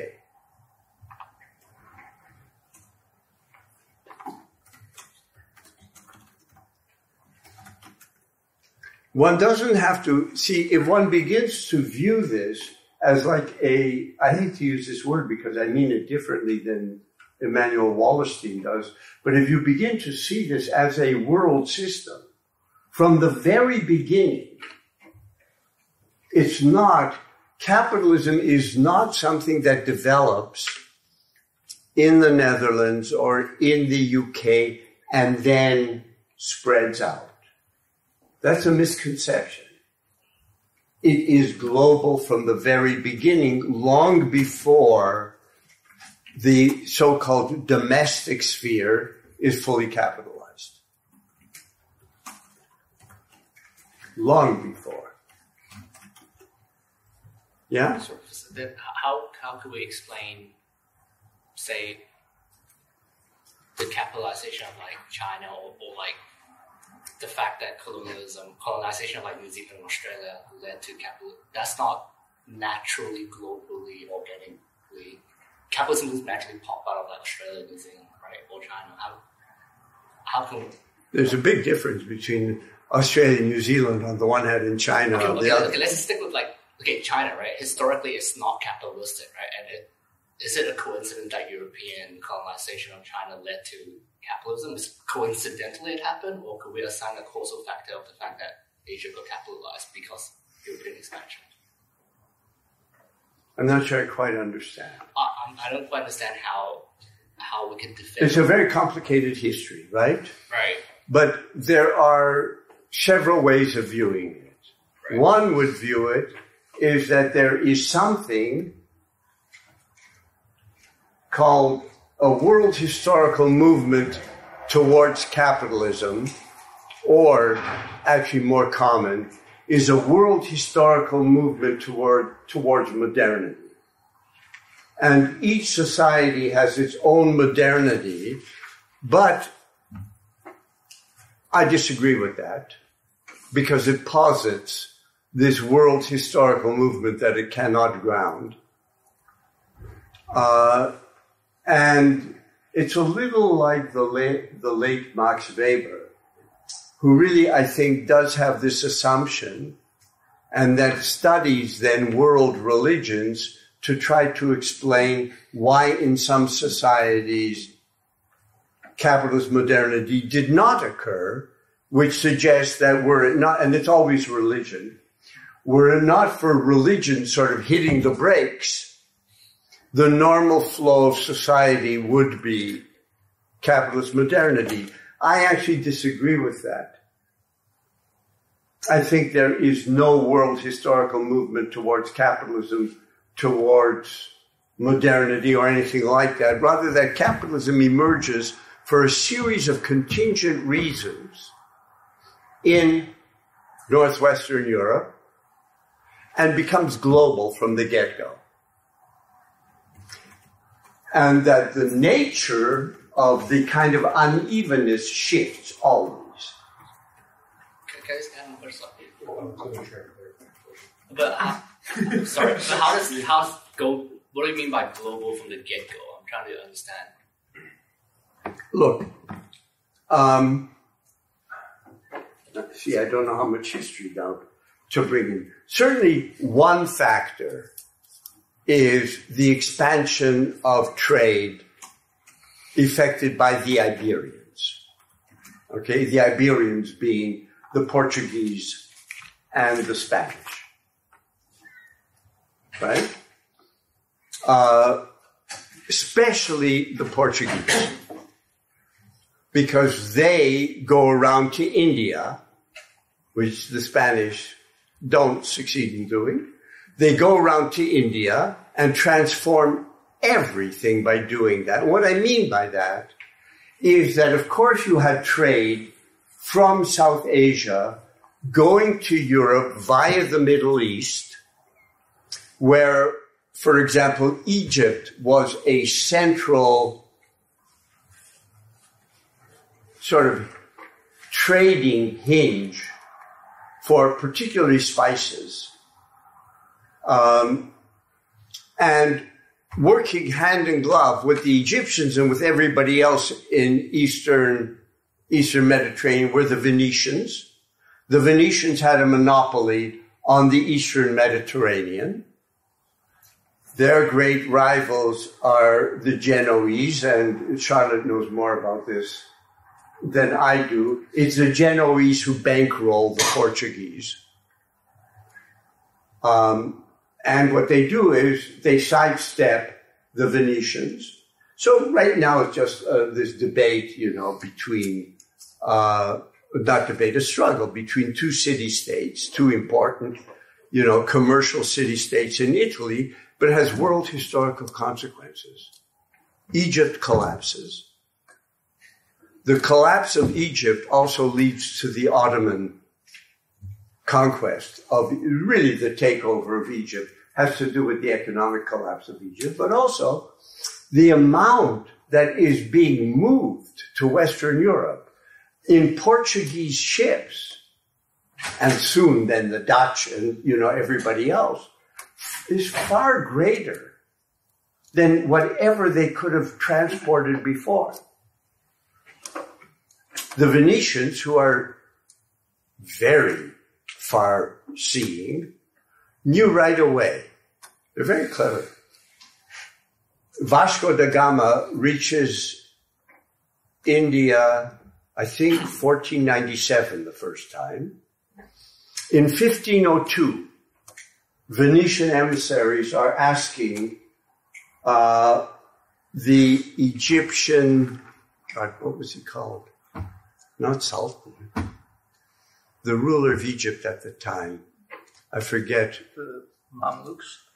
That's not the name of the ruler. No, the Mamluks are just, a slave caste who then ruled Egypt. Well, the head of Egypt, they asked if they can build a Suez Canal. In 1502, they understand right away what's going on. The Egyptians say no. Egypt collapses, and Venice decides that they're just going to do carnivals because it's not a joke, actually. And this is a very short history of the transformation of Venetian culture to becoming the first real tourist destination in Europe.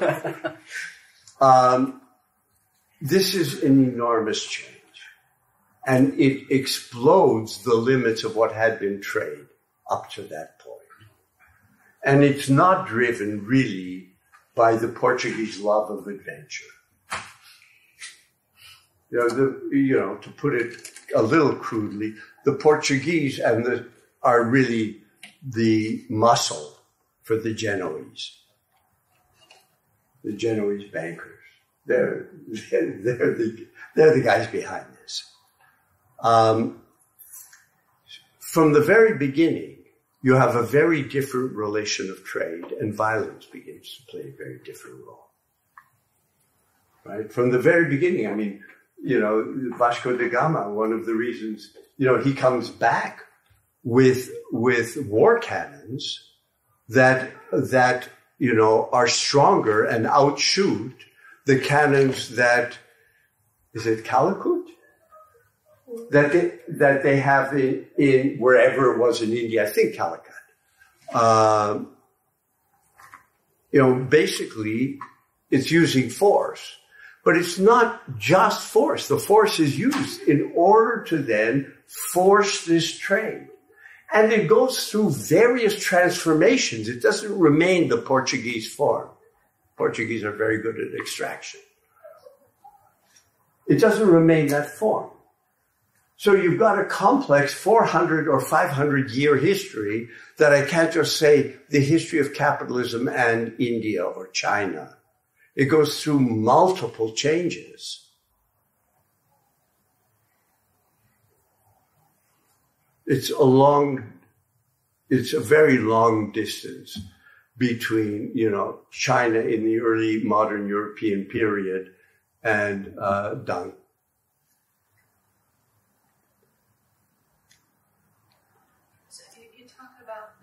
Capitalism and global in its is there a certain chapter in Volume 2 that Marx talked about this? No, he refers to it several times. He refers to it here. Then later in Volume 2, he will come back to this theme and he will say quite literally that you have commodity production occurring. It's drawn in by the sphere of circulation, where the form of production itself is not wage labor. He says it could be slave labor, it could be communal labor, it could be independent peasant labor. He goes through a whole list of them, but it all becomes directed towards producing commodities, and eventually that begins to change production. That's his kind of model. He does talk about it actually in Volume 1 of Capital, but very briefly. What he talks about is in what is today Romania, the mouth of the Danube River, in the Black Sea. You have the corvée. Corvée is a form of forced labor where peasants were forced to work X amount of time or days for the feudal lord. Certainly not a capitalist form. Marx points out is when capitalism really gets into gear in Western Europe, the corvée becomes strongly intensified. So they are producing now for this market, and at first, certainly, the form of labor is not changed, but is strongly intensified. Another example that you may or may not know about is that a lot of people have noticed this sort of dichotomy between Western Europe and Eastern Europe in the early modern period, that Western Europe, you begin with capitalism and, the Dutch, etc., etc., etc. And Eastern Europe, just as serfdom was being abolished in Western Europe, and it looked like in Eastern Europe, you have the reimposition of serfdom in Eastern Europe, which is known as the second serfdom. And in the Russian Empire, as I hope you know, serfs remained serfs until well into the 19th century, right? After the emancipation of slaves in the United States. Now, frequently, these are treated as two completely unrelated phenomena, and some people try to relate it to the difference between Orthodox Christianity and Catholicism and Protestantism. But there's another kind of explanation, which is that the Dutch are not just going to the East Indies and places like that. I mean, Holland is a very small place. The wheat fields, the grain fields of Eastern Europe become part of the agricultural hinterland of Holland. Their navies patrol the Baltic. That second serfdom, I want to suggest, has everything to do with beginning to produce for the Dutch market.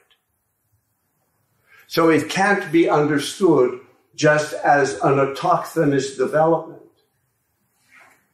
So you see, we can talk about this, and of course you have to know more than I do about various areas of the world, and things are not identical in different places at all.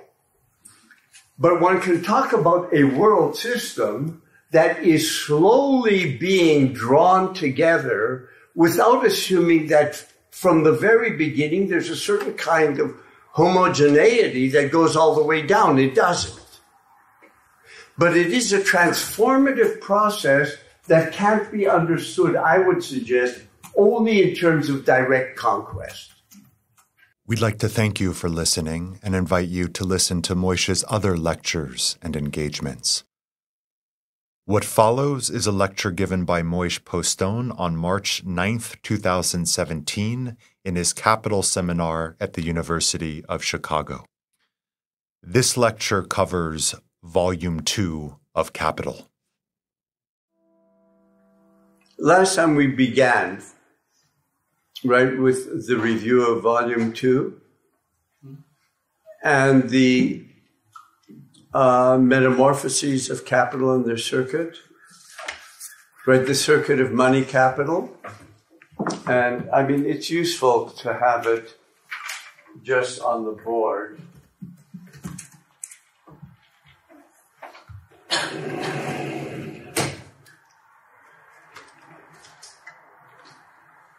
So you have money and you buy commodities. P is the production process.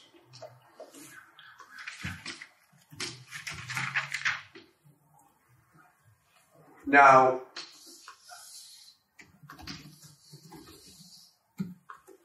these for Marx are the sphere of circulation.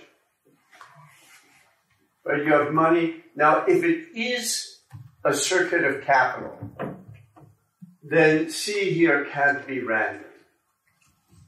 C here has to be labor and means of production. for Marx. Now, what is the difference for Marx between M and C, or C prime and M prime? What is going on there? Yeah? Labor is being extracted from, or labor power is being extracted from workers and put into the commodities, and at the same time also being valorized? Not in the sphere of circulation. Okay. Right? And you'll notice I left out the P in the middle, which is what you just referred to, which he regards as being central, but doesn't appear in the sphere of circulation. Yeah? Is this the change in the form of value? It's just a change in form. Right? These are equivalent values that simply change their form.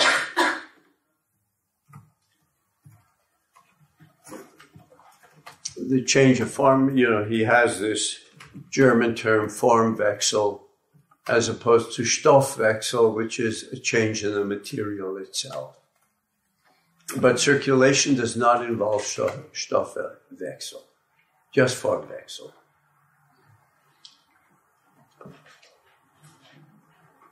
Right? So, as he puts it, he wants to investigate the different forms with which capital clothes itself in its different stages, alternately assuming them and casting them aside. Right? And we know this already from volume 1, where he did the metamorphoses of the commodity. Here it's the metamorphoses of capital, but metamorphosis applies to the transformation of form. Right, and this is part of the payoff of the double character of the commodity form, value and use value, that splits itself open, that for Marx, capital isn't the one or the other, but can flow from one to the other to the other. Okay?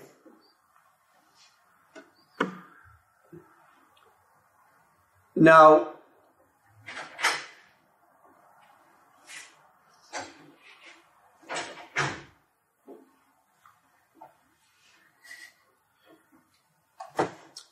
in looking at the first MC, and what you buy is you hire labor and you buy means of production. Focusing on the fact that you're buying labor power, really. The generalization of monetary exchange, which occurs with the expansion of wage labor, gives rise to the idea of the money economy.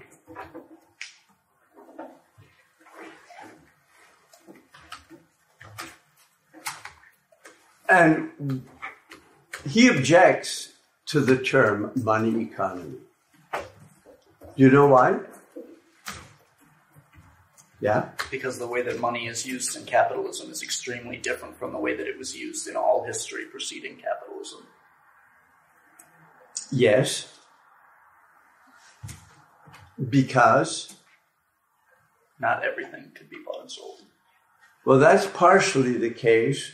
But a money economy, the idea of money economy, which you still get, in a lot of economic literature, is that you have buyers and sellers, right? Formally speaking, you have a relationship of equality. And Marx goes on to say that the exchange between workers and capitalists is simultaneously one of equality and inequality. It's both at once. Inequality being rooted in the fact that the means of production belong to the owners, not the workers, and the workers can only sell their labor power. This form of inequality is class inequality, right? Which is what he introduces here near the beginning. What kind of relation for Marx is a class relation?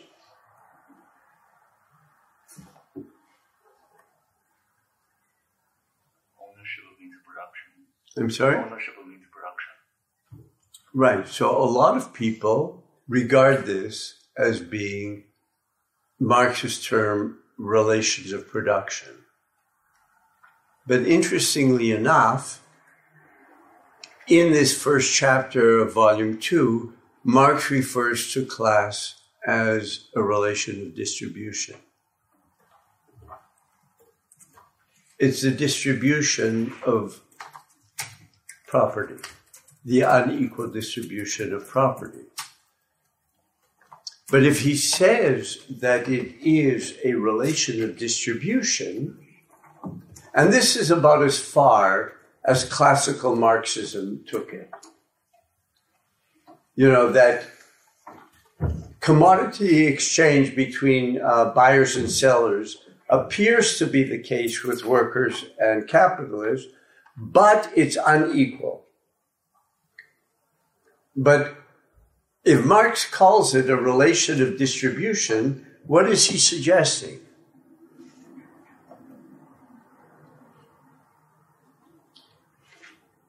By its absence,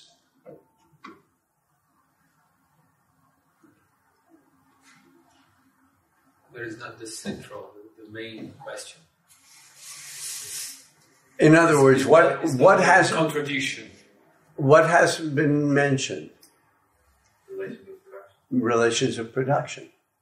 I mean, you can say it is mentioned indirectly in the sense that the ownership of the means of production is a question of property and therefore of distribution, but not the process of production, not the product and the labor that goes into the product. That's right. But this is not the conventional understanding of what relations of production means. And I believe I mentioned to you that as you continue reading Volume 2, what he does after, near the beginning, he says class relations are relations of distribution. Considerably later, I think it's in chapter 4, he says that capital does not just comprise class relations, but is a movement. And this is what Yaniv was referring to. It's a movement, and he says, those who consider the autonomization of value as a mere abstraction forget that the movement of industrial capital is this abstraction in action.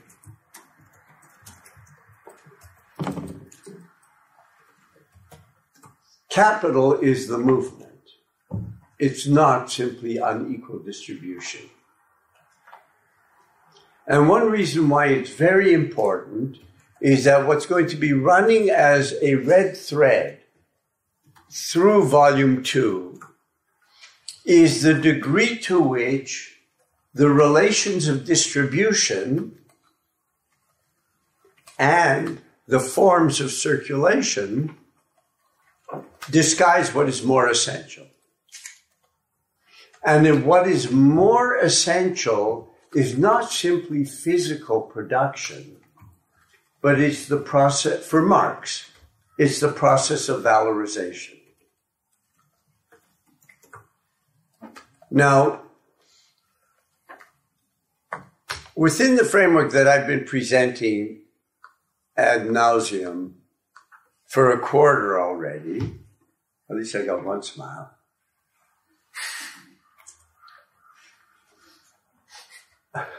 Why is valorization important?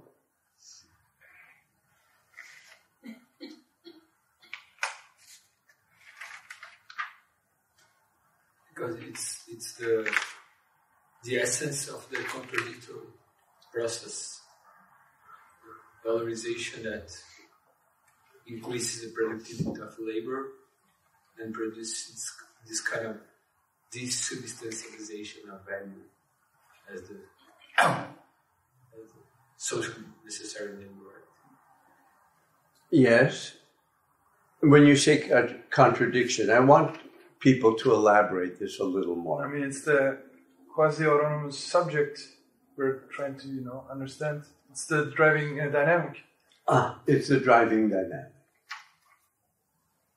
Right? And what we worked out in volume 1 is the driving dynamic leads to a crisis in value-producing labor. Most interpreters, when they see Marx saying circulation disguises valorization, they think it just means exploitation. And circulation disguises exploitation. He does mean that, but that doesn't go far enough.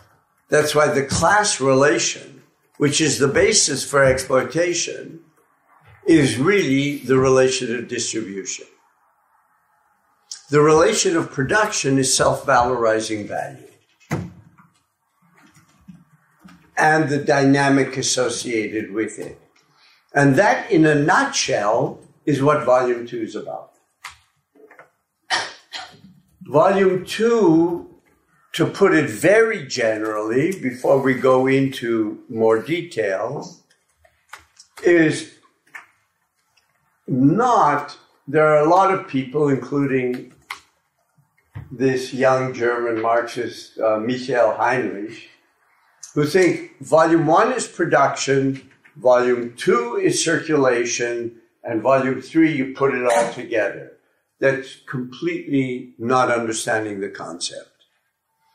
What Marx is doing in Volume 2 is he's saying, once you begin looking at circulation, the real movements of circulation, which emerge, they're very much part of capitalism, they obscure everything that Marx developed in Volume 1. So in a sense, just by looking at the capitalist economy from the surface, let's say in a snapshot, you're going to see something that buzzes around a lot. You're not going to get that dynamic.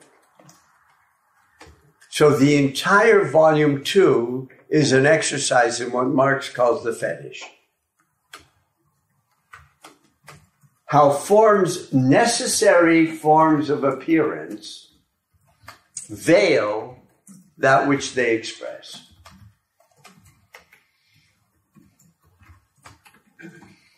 So don't only think of it as commerce hiding production, which is the way it's generally understood, and you'll see, we'll get to it. Marx has a couple paragraphs on communism in Volume 2, which has to do only with the sphere of circulation, and people who cherry pick and sort of read in think that this is his picture of communism, but it only deals with distribution. The critique of the form of production is Volume 1.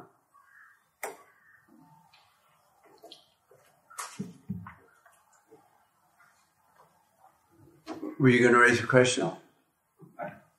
It's not so terrible that if you wanted to.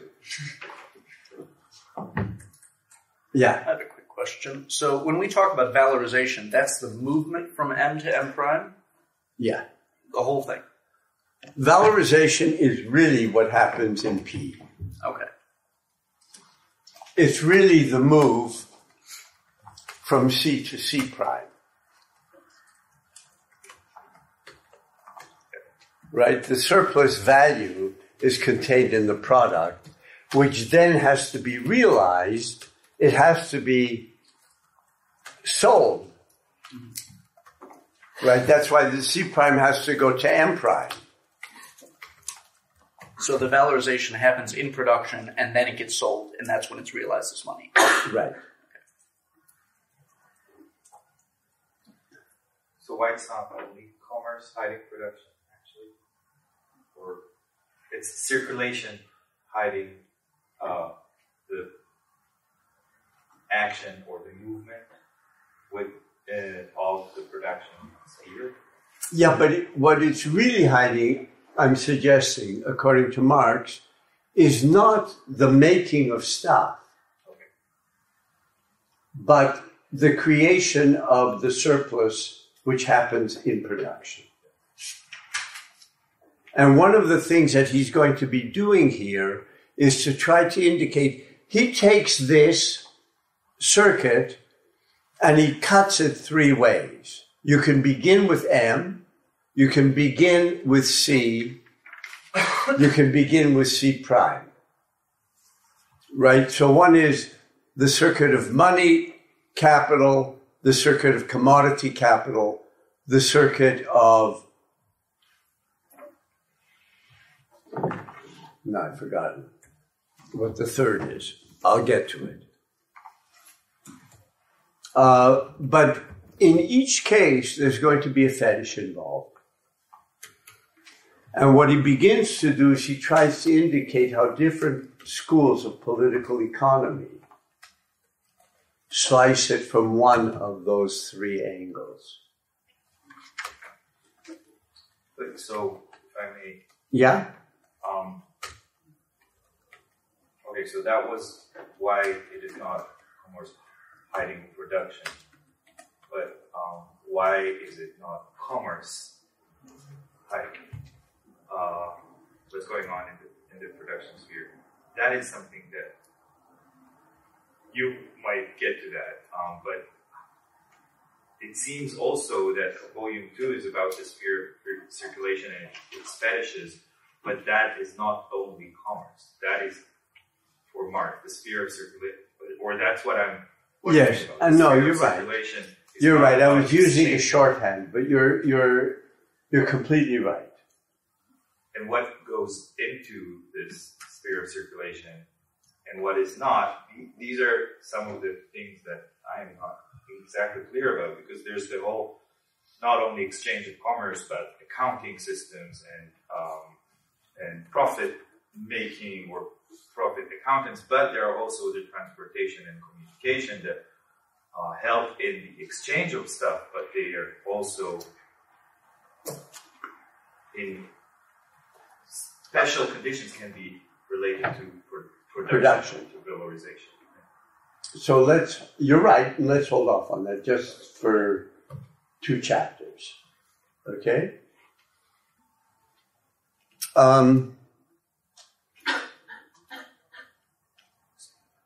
So... May I ask you something? For you, both Volume 2 and Volume 3 are books about appearance. Yes, but it's a real appearance. Yeah, okay. These are not mirages. Yeah, no, I understand. Okay. This isn't a book about how the economy works. It's more complicated than that. It's a book about the appearance of the capitalist economy hides its historical dynamic. And so what Marx worked out, or thought he worked out in Volume 1, is not simply production and is not simply the creation of a surplus, but it's working out what the implications are, that it is a surplus of value that is of a form of wealth that he calls temporal, and the way in which that doesn't appear in political economy.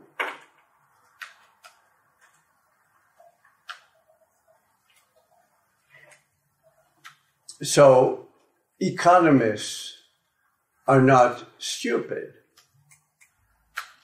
but they are, in a sense, bound by forms of appearance, according to Marx. And there's a great deal on Smith and Ricardo in this volume.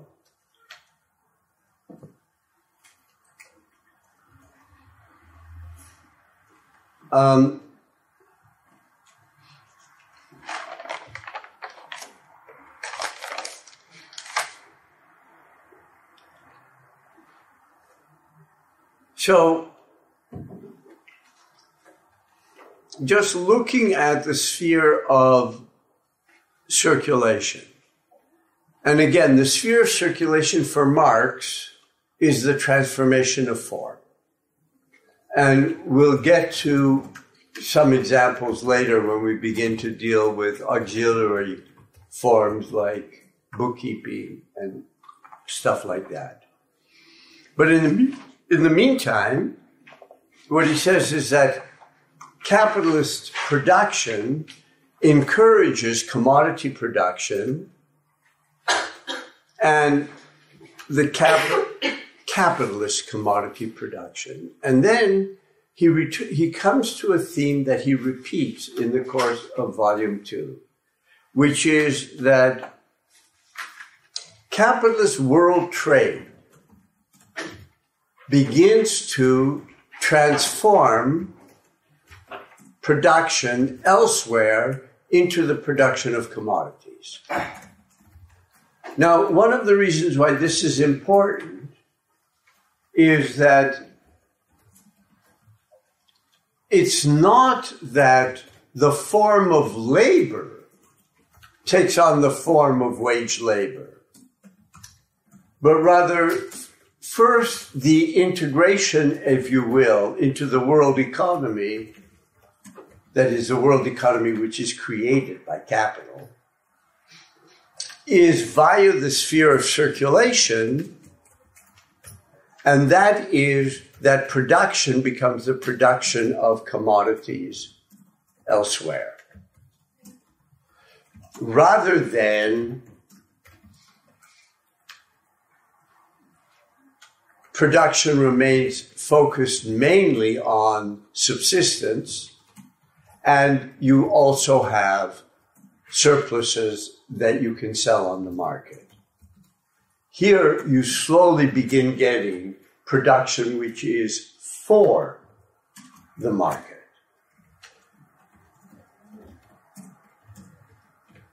And this is like raw materials, this is agricultural goods. They're slowly being produced in a different way. Eventually, he thinks, is going to change the labor. But the interface, as it were, is the sphere of circulation. Yes? I think one of the reasons, he'll come back to this, one of the reasons why this is important is later he's very explicit that it makes no difference whether those commodities are produced by slave labor, enserfed labor, a communal order, that it is a mistake, I think, which is very strong in either the Marxist tradition or discussions about the Marxist tradition, that if you don't have wage labor on the ground, it's not part of the capitalist system. I mean, the area that's been most worked on in this regard is New World slavery, of course, where for quite a while, people insisted that because it's slavery, it's not capitalist. Because if it was capitalist, they would all be wage labor, and this misunderstands capitalism as a system. Yeah. Didn't we clarify last time, though, that you said they're it's productive of commodities, but not of value? In the case of enslaved labor. But it's being driven by value. Okay. So, let me give you a concrete example. Yeah. This is something that actually I discussed a lot in Delhi. A big critique of like Marxist feminists would say, like household work, for example, is productive of commodity, namely labor power, or other things. I mean, basically saying like, you know, this big gap in Marx is that, you know, he didn't regard this labor as productive of value, but in fact it is. And yeah, but that's because, I mean, I'm not familiar with the whole range of Marxist feminist writings. But years ago, when I read some of it, there was a conflation between the production of value and the production of wealth. Yeah. And there was a misunderstanding, which actually comes from classical Marxism. There was a misunderstanding that the production of value is really value, what is valuable for society. And that what was being bracketed were activities that are undeniably valuable for society, and Marx doesn't say that they produce value. But what they've done is they've taken value as an affirmative category rather than a critical category. I see that happening, but the question, I guess maybe to go back to I guess the question would be how you distinguish between something that's productive of value and something that, a labor that is productive of value versus a labor that is driven, as you just said, by value? One feeds directly into the valorization process. Right. The other does not. So labor can be producing commodities without feeding directly into the valorization process. Okay. Thanks. Yeah? So if commodities... But I want to turn that around in a second, okay? Yeah? So if commodities are being produced by, I use the term laborers extremely loosely, slaves, serfs, etc. If they're not adding value into the commodities, then how is it just that the commodities are devoid of surplus value but are still able to generate profit for the capitalists? I'm a little confused on that.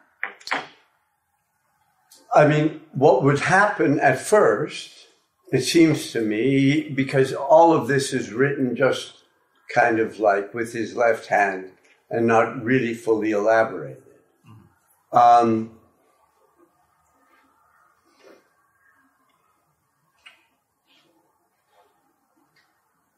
From the standpoint of relative surplus value, these are contributing to the degree to which they lower the value of labor power. And to the degree to which they lower the value of labor power, they contributed to relative surplus value. What I'm trying to get away from is this notion, and it's a modular kind of notion, that if you have relative surplus value, as you know, is bound to ever-increasing levels of productivity. I think this is at the heart of Marx's understanding of developed capital.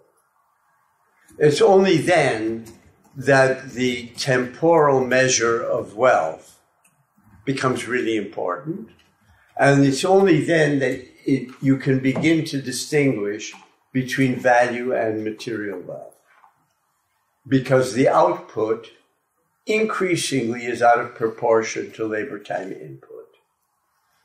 Now, one way of viewing it, and I think this is the classic way of viewing it, is that, okay, this is true, let's say, in the UK or in Germany. But is it true in Sri Lanka? And there is this idea that what you have is, with relative surplus value, a kind of a module that then spreads everywhere.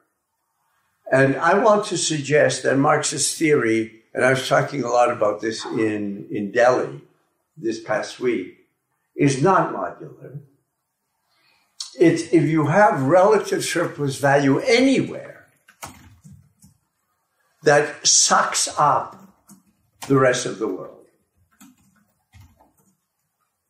So, for example, only when you start to get the industrial production of textiles in the United Kingdom does suddenly you look at the trajectory of output in American cotton plantations, it rises exponentially. So it's hard to argue that slavery isn't part of a world system which is being driven now by the increasing productivity of relative surplus value. The fact that it's being driven by it doesn't mean that suddenly everybody is going to look like a worker in the Midlands. It doesn't mean that at all. They can remain slaves. The conditions of slavery are going to be very different. You know, and he gives in volume 1 an example of slavery and also of the corvée at the mouth of the Danube in Romania. You know, the corvée is what today is Romania. I mean, it wasn't then. The corvée is almost like a traditional feudal system of forced labor where you work on your own lands for, let's say, 3 days a week. And 4 days a week, you have to work on the lands of the Lord.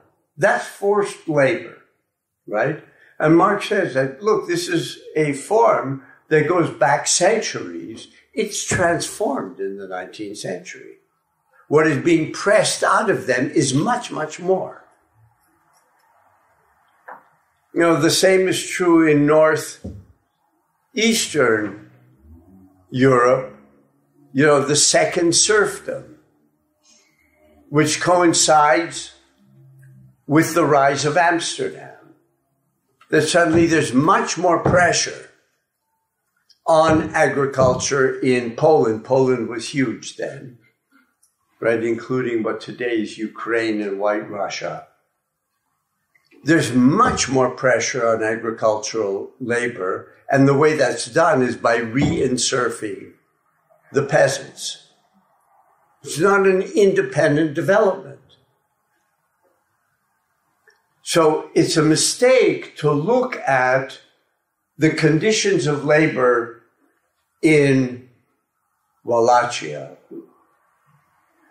or in the Polish kingdom and say, you know, while the West began to flourish, these guys are just kind of falling behind, or they're having recourse to old traditional forms. I'm saying that's a mistake within this framework. They're producing, I mean, in Poland, it's very clear. They're producing for Amsterdam. Yeah.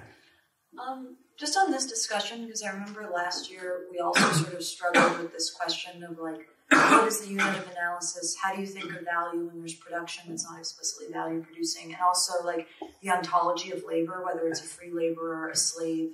We even had like a several-hour dispute about animal labor. But something that we discussed last year... That's really blurring categories. Yeah.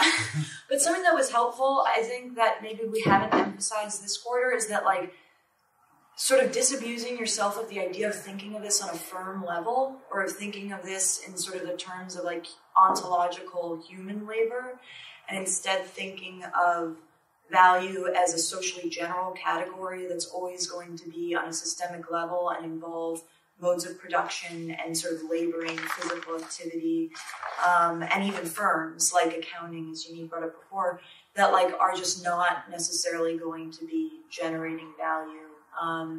And so I guess trying to like not think on the firm level as like difficult and like unnatural that might be, I feel like is like kind of the best way to get beyond some of these questions, especially in like the transitionary stage when you don't yet have, you know, doubly free labor that's necessarily generalized in a formal way. Anyway, I just thought I'd interject. But it's not only the firm level, it's a national level as well. As well, yeah. As it's a mistake to think of this as a bounded, in spatial terms, as a bounded system. It's not. And it's not from the very beginning. That is, it's a mistake within this framework, and this is why I emphasize mediation rather than boundaries. It's a mistake to think of capitalism as having first been developed in, I don't know, let's say the Netherlands or in the UK, and then it first transforms Britain and from there spreads. No. From the very beginning, it's global as it's transforming Britain or the Netherlands. Like it at the same time. This form of mediation is penetrating and transforming different societies, and it's transforming them in different ways. It doesn't have to transform them in the same direction.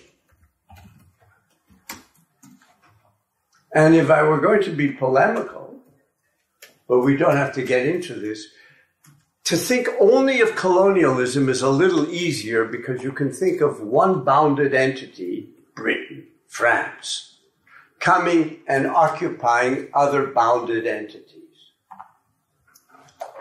And I'm trying to get away from that. Not that that isn't real and important, but you don't understand what happens afterwards if you only look at that direct domination. So I would use the word post-colonial in a very different way.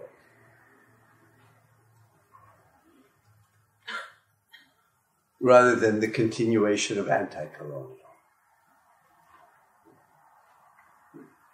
But we digress. Yeah. I just had a really small question, just to perhaps clarify things. So, in 2017, would you say that there are any non-capitalist economies in the world? No, but I would object to, and what I've been trying to say is, see, even, and it's hard to get away from this, even the word non-capitalist economies implies a kind of a boundedness. Yeah, is a primary commodity producer, a whole country that's a primary commodity producer. You know, Brazil, which once wasn't, was a primary commodity producer, tried its hand at industrialization, and became rich, reverting to a primary commodity producer. Except not for North America and Europe, but for China. That was the so-called Brazilian miracle. And now it's falling apart. Yeah, because China stopped growing. As long as the Chinese are, people don't make those connections. When the Chinese are building 20 cities a year, there's a huge demand for everything Brazilian: oil, iron ore, soy. It's all being sold to China. Brazil becomes, in a sense, a rentier state. And this was the Achilles heel of the South American left. Argentina, the same thing, in a very different way, Venezuela. The rent that's collected was distributed then to the poor.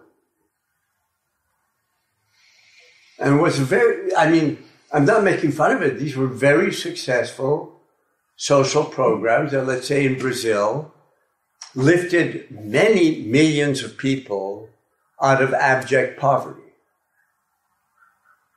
But the whole thing depended on always being able to sell increasing number of primary commodities to China. China slows down, Brazil goes like this. They're interrelated. You can't just look at, news reports and did Lula and Dilma, did they mismanage the economy or not? To some degree, sure. But there are other much larger forces at play. So I wouldn't talk about economies. I'm trying to get away from that. And again, this does not mean even development at all. It can mean the construction of unevenness. I mean, an early example that I've already just given you is the second serfdom in Eastern Europe. That many historians just regarded as a regression to feudalism. On the surface, that's what it was. But as I said, it was intimately tied to the development of Amsterdam.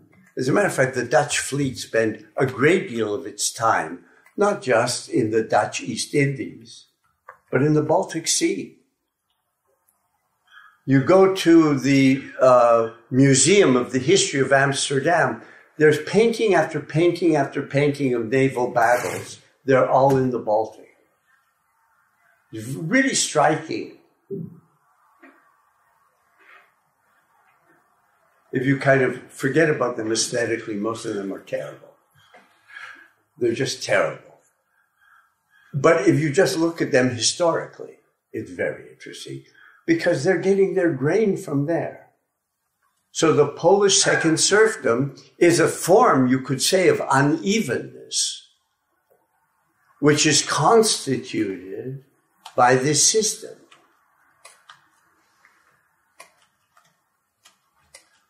And it's also not, as opposed to the extraction people, it's also not that the Dutch have come and they are taking away the grain and bread that otherwise would have accrued to the Polish peasants. They are generating an enormous increase in productivity. The productivity is squeezed out of the Polish peasants. But it isn't that you had these goods that would have been distributed, as it were, domestically. So it's a little more complicated. But by looking not at things just material, but as things as bearers and constitutive elements of value, I think you get much more of a notion of flows. Does this make sense to people? I mean, of course, this would only be a point of departure for an analysis of any area or region in the world.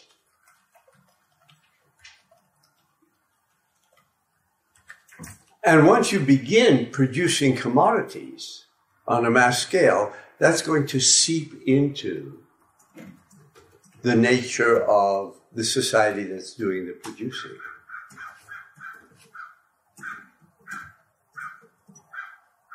It's really different. Let's say, you had the spice trade going for, centuries before capitalism. The amount of spices was very small relative to what began to be the case after the Portuguese circumvented Africa and began to take enormous amounts of spices with them to Europe, which is a lot more than could be transported over the Arabian Sea or via caravans. But that means there has to be, one assumes, a transformation of spice production.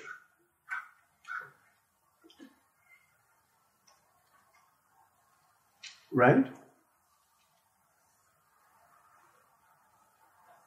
Yeah, I think I could be wrong, Jake, maybe you can answer this. In China,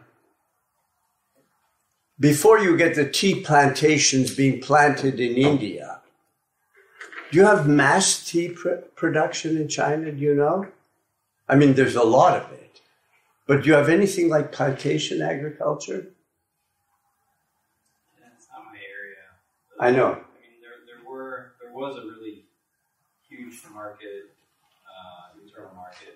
Also cotton and silk, but I don't think it was organized. I mean, it wasn't organized like the plantations were. That's what I assume, without knowing that much about the way tea is produced in China.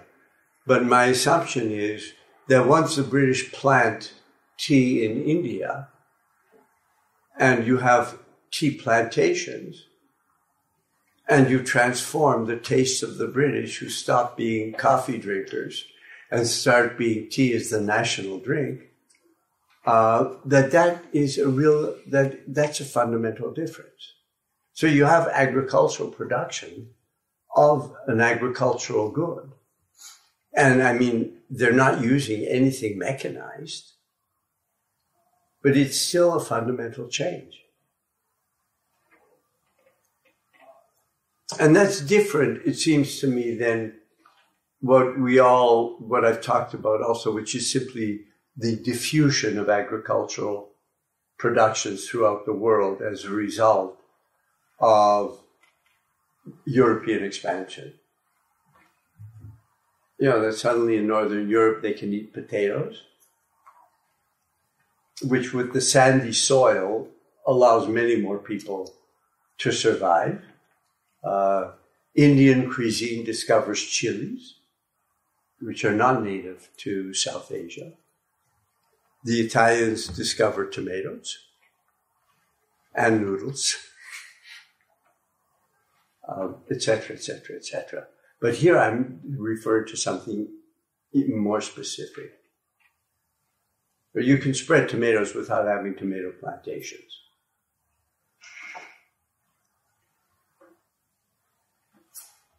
Okay?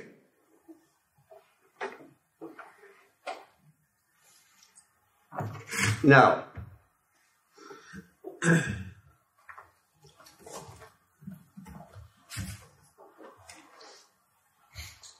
going back to this circuit, what is noticeable for Marx is that P kind of drops out of consideration. So you start with M, you invest a little, and you end up with M prime. He says, what is really a qualitative change becomes coded as purely quantitative. It's an increase in your return. So this can be conceived of as M prime. You don't worry about the intervening steps, but then you're going to have tremendous problems understanding where the surplus comes from.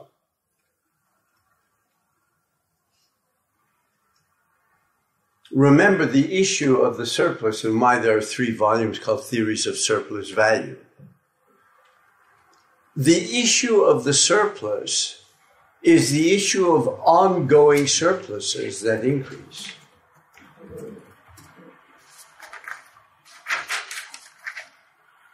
Right? It can't be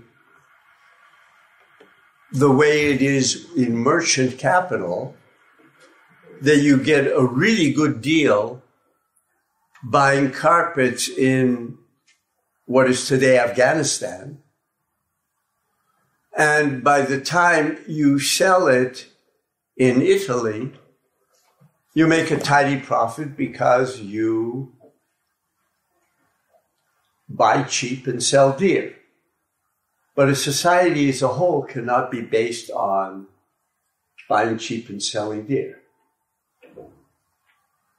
So the issue of surplus value for Marx is an issue of ongoing surpluses that cannot be explained the way in which you would explain pre-capitalist merchant capital, which after all existed for millennia. And trade existed for millennia. Quite literally millennia.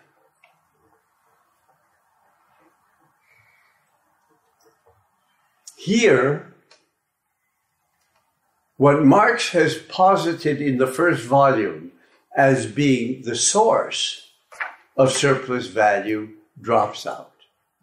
So it appears MM prime, or as he puts it, it can be explained, or not explained, described with what he regards as the non-conceptual distinction between principle and increment.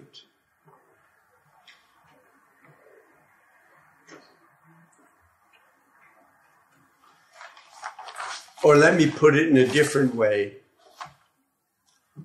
History appears as quantitative increment.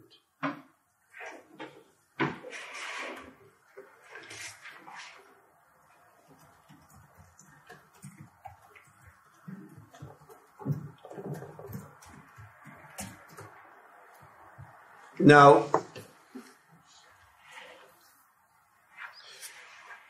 he then does the circuit of productive capital.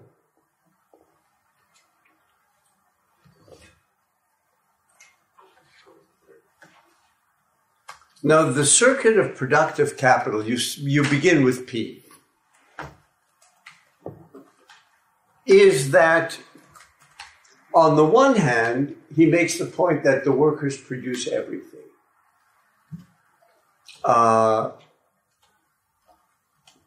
With one part of his past labor, the capitalist gives the worker a draft on his own future labor. Everything is produced by the worker, but Marx doesn't stop there. What is the nature of temporality in the little sentence that I just described?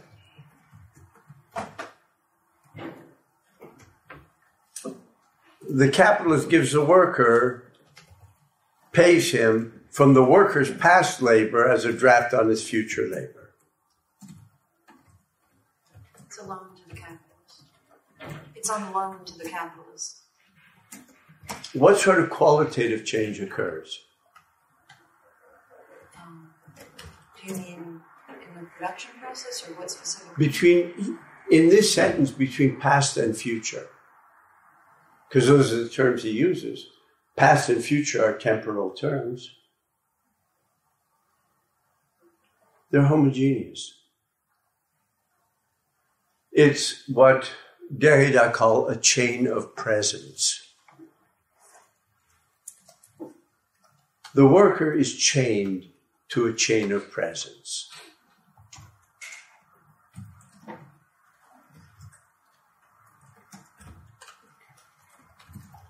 Right? It's purely abstract, homogeneous time.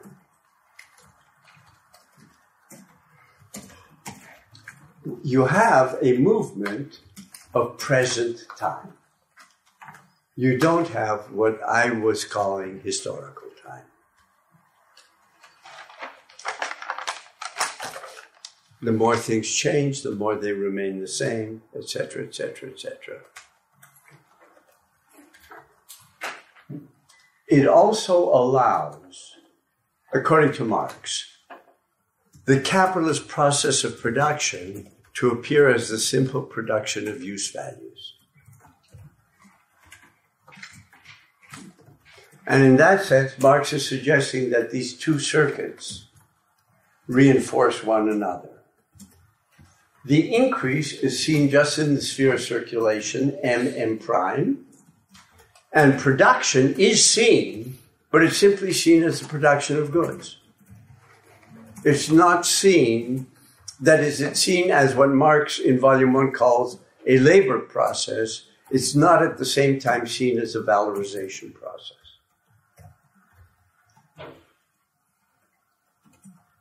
So I hope you notice that what I'm doing time and time again, because this is the way I'm reading what he's doing, is time and time again indicating a fetish.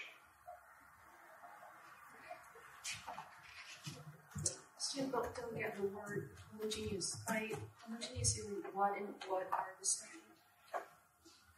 Homogeneous, the time is the same. Even the production process is not a qualitative process, but just the quality change? It's not seen as, let me put it this way. If you view production, now I'm kind of trying to channel Marx. If you view production just as the production of goods, rather than as the production of surplus value, what you're not getting, I mean, the Marxists would say, what you're not getting is exploitation. Okay, but let's even put that aside, because I think there's something more fundamental going on with him. What you're not getting is a kind of meta-transformation of society as a whole that is rooted by Marx in the fact that it's a surplus of value. You have exploitation, the squeezing of a surplus product in all societies once humans stop being hunters and gatherers. So what Marx is doing is he's relating the specific dynamism of capital to surplus value. And if you see production just as the production of goods and the workers are getting ripped off, the dynamism between 1789 and today is not explained in these terms. So it's something exogenous. And you're going to be dealing with exchange and maybe exploitation, but the transformation and retransformation and re-retransformation, which is what Volume 1 is about once the categories fall in place with relative surplus value, that disappears from view. You may say, oh my God, the world has just changed enormously. But you don't have the conceptual apparatus to really deal with it. You can describe it. Not that you're blind to it, but you can only describe it. It is, the Germans have this great word, begriffslos. It's without concept. You don't have a concept to be able to grasp it. To begreifen.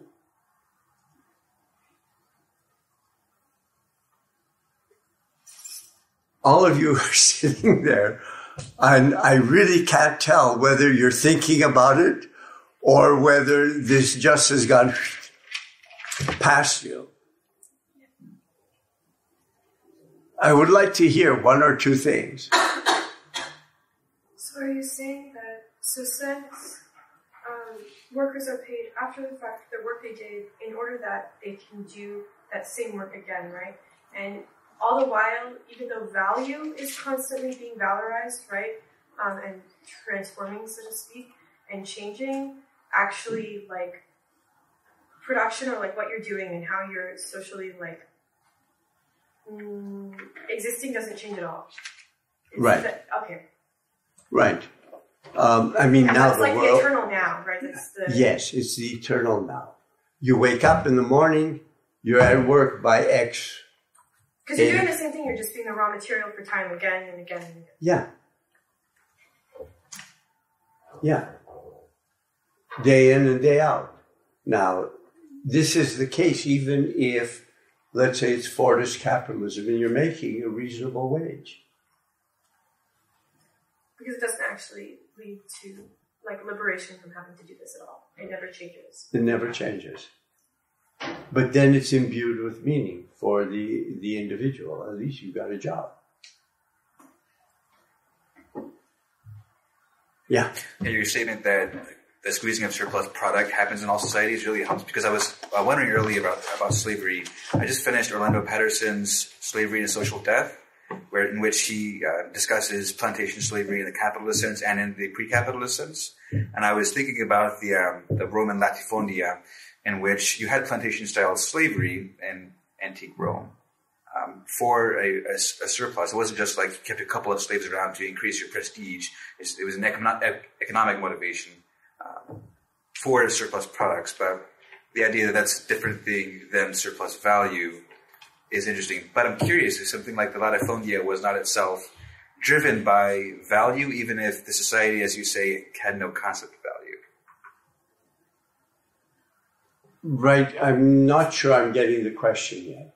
I mean, I know about Roman latifundia, but can you... No, well, I don't know much about it at all, so I just actually discovered the word like a week ago. But if plantation-style slavery in America, or let's say the New World, the Caribbean and all that, was driven by Brazil. value,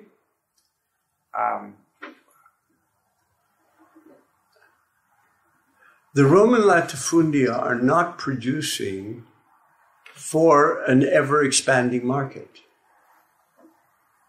at all.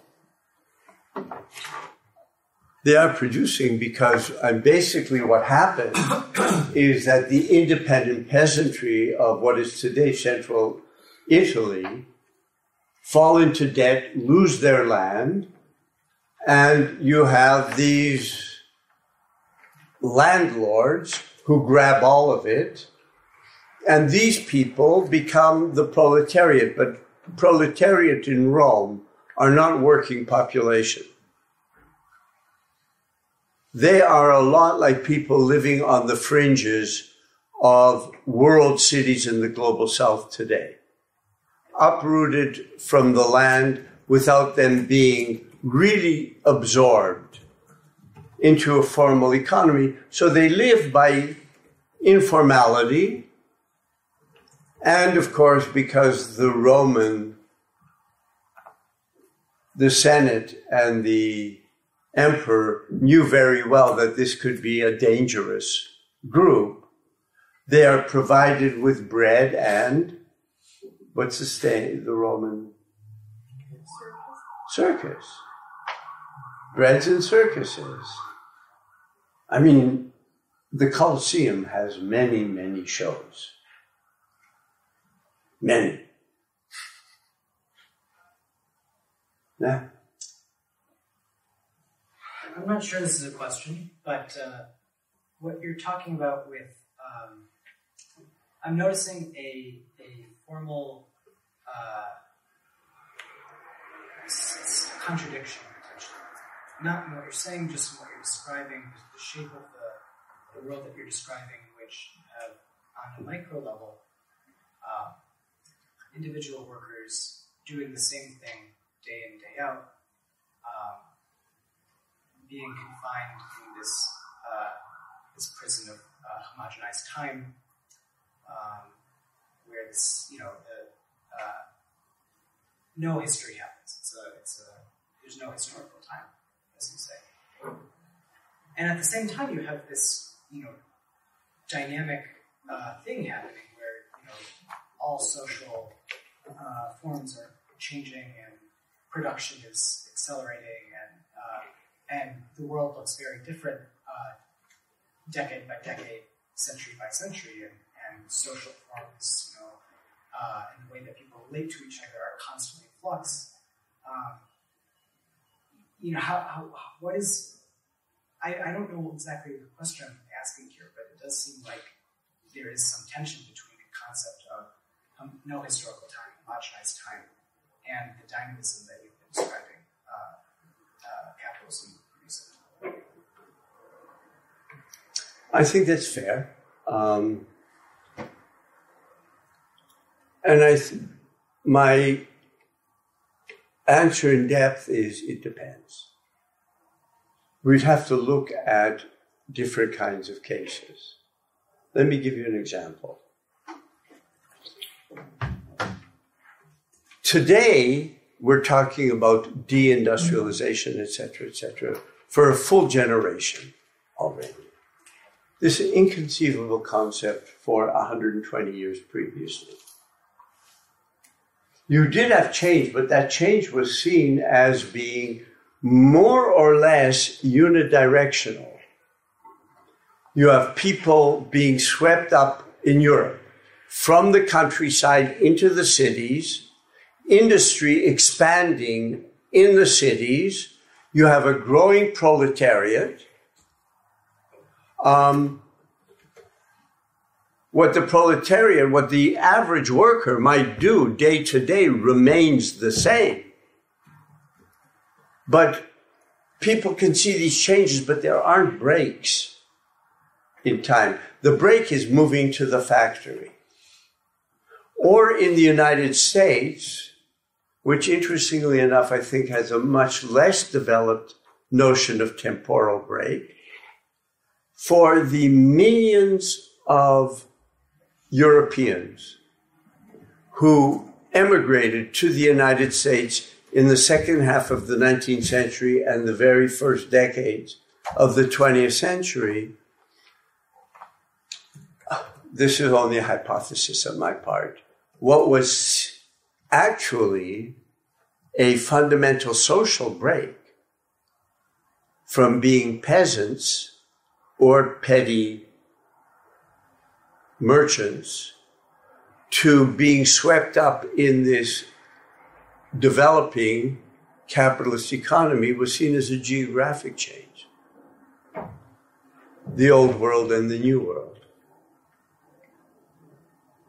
Right? It sets up all sorts of tensions in the United States that are unique to the United States, where you have a working population in the major cities that tends to be ethnically and religiously different from the people in the country who just stay there. I mean, the Scots-Irish in the Appalachians just stay there. I mean, some of them go to Uptown in Chicago. Some of them go to Ohio. But basically, the working class in a major industrial place like Chicago is not people from the American countryside. It's Poles and Italians and Czechs and Jews. Religiously and ethnically and culturally different. You know, the last 30 years is not the first time this has happened in the United States. So what is a social transformation becomes coded differently as ethnic to those who are already in the United States, and as the sort of a story of immigration, for obvious reasons, for the immigrants.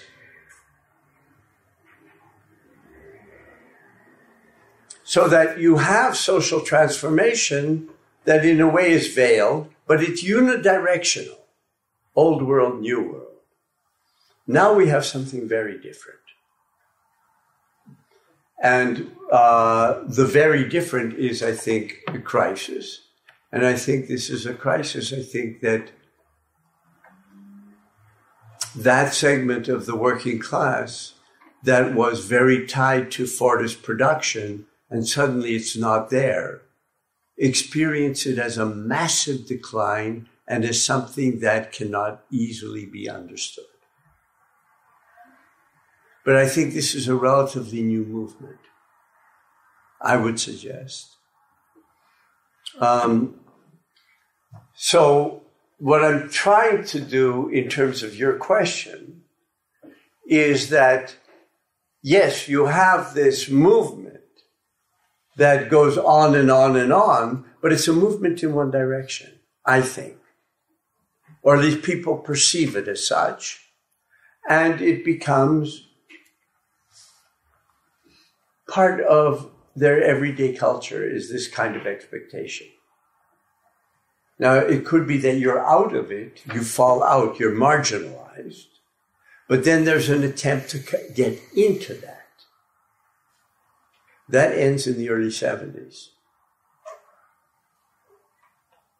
I don't think you can understand the polarization of the United States since the early 70s only in terms of the Vietnam War, which was extremely polarizing, but it lines up with other things.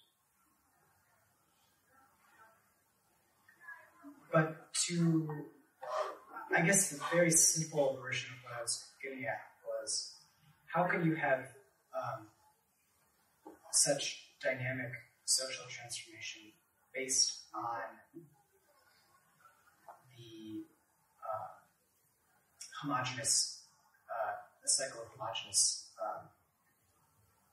production, the homogenized time.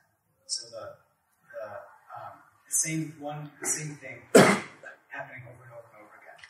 Right. As the engine of so no historical time, same thing happening over and over. In this relationship of the worker to the capitalist. It's not the whole thing is homogeneous time, but it seems to me that one of the things he's trying to do in Volume 2 is indicate that the frame of historical time that he develops in Volume 1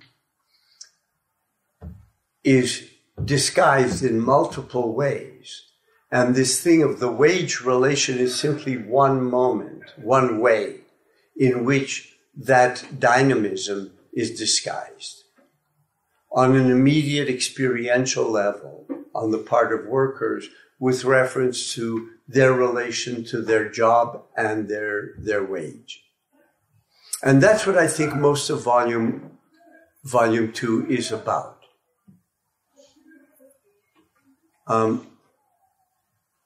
Would anybody like a cup of coffee? I would. I'm going to pull rank and I'm going to call a coffee break.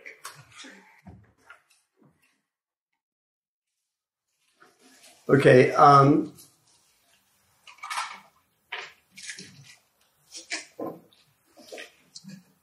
So when he moves to the circuit of commodity capital,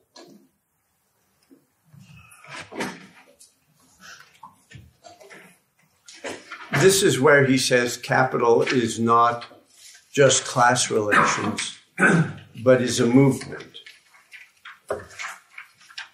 And it's here that he rejects Bailey's idea of relative, that value is purely relative. It's interesting that this is analogous to something he does in the first volume. In the first volume, he does not address the issue of why isn't the common element utility until he introduces capital, the category of capital.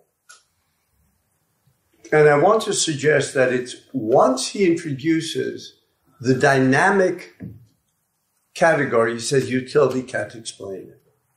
If you only look at the first chapter and you say there has to be something in common, well, one possibility is labor, but another, just abstractly speaking, would be utility. And people argue about it only on the basis of the first chapter, but the first chapter doesn't give you the reason. The reason emerges once he introduces the category of capital, meaning a dynamic that the category of value can help explain, but utility could not. By the same token here, when he talks about capital not being just class relations, but a movement, abstraction and action is what he calls it. And you have the domination of individual capitalists by this movement, that then he rejects Bailey's idea that value is purely relative. In other words, if you look only at circulation, you could look at it in terms of utility, you could look at it in terms of relative value, but for Marx, It's only when what you're trying to explain is the dynamism of the whole that they fall away as adequate explanations. This is not tied to an ontological prioritization of labor. I think that has to be made clear, because I think that in traditional Marxism, labor was very much ontologized.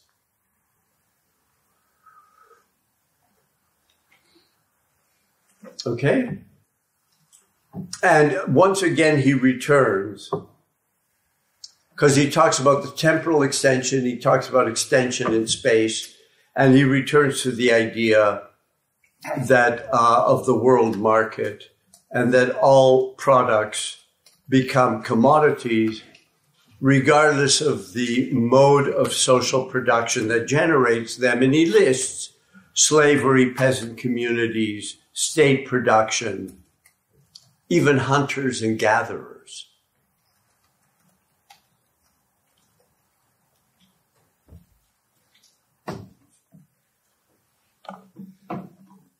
Now I'm going to have to start skipping. But what I found interesting here, among other things, is he talks about credit economy and money economy as not being two stages of economic development, but it being two dimensions of the same form.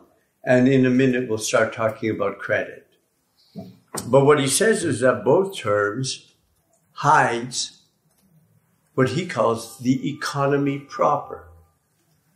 So what does economy proper refer to? It refers to the historical specificity of the dynamic. It's a very peculiar notion of economy.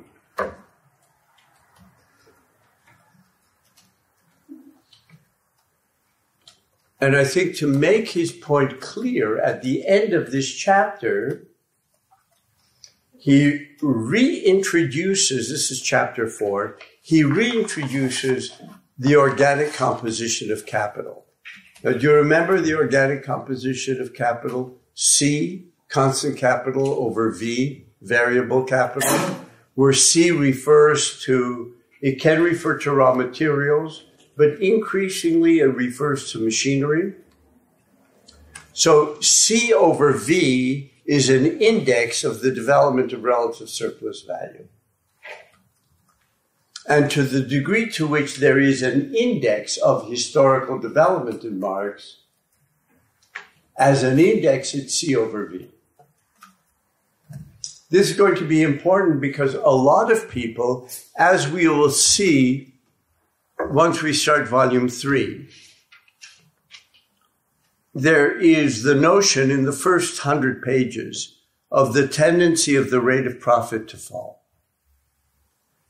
And Marx is going to root this in C over V.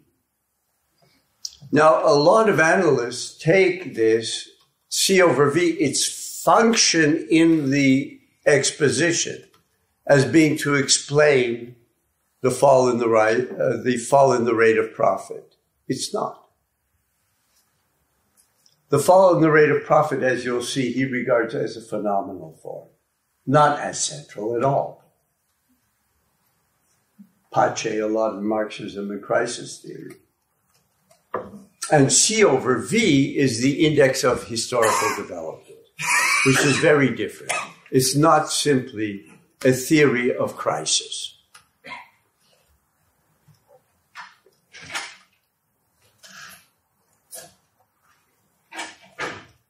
How are we doing?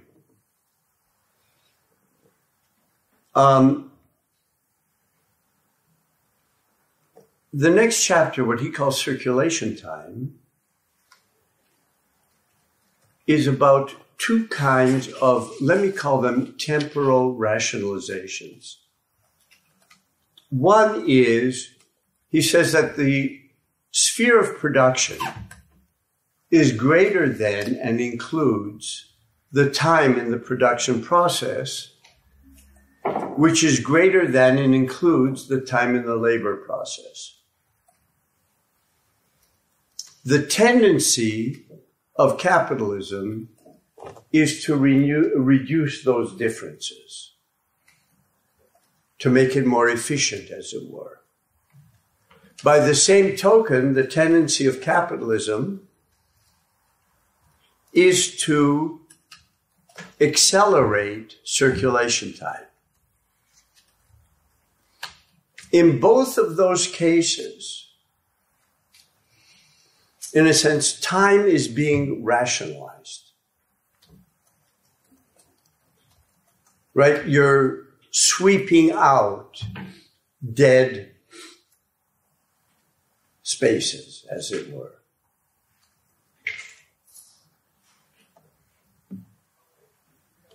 I think what he's doing, and it's a shame, but I've got to start just kind of skipping on the surface, is the acceleration involved here, the double acceleration of reducing the difference between time in the production process and time in the labor process, and reducing the time of circulation. I'm going to call the accelerations within Newtonian time that disguise what I call historical time. And this is one reason why, for those of you who are familiar with David Harvey, I don't think that his notion of space-time compression is sufficiently analytical with reference to Marx. Because what we're talking about here is one kind of space-time compression, and Marx is saying that's epiphenomenal. It's real, but it's epiphenomenal.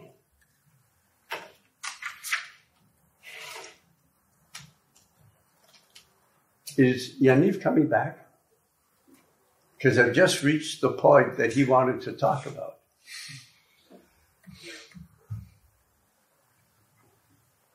Well, just outside the building sometimes. He's probably smoking. Right? As long as it takes to smoke a cigarette. It's like E.P. Thompson called it. Be that as it may.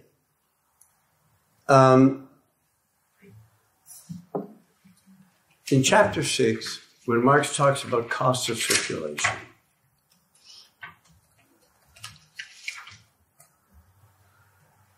he says that retail and bookkeeping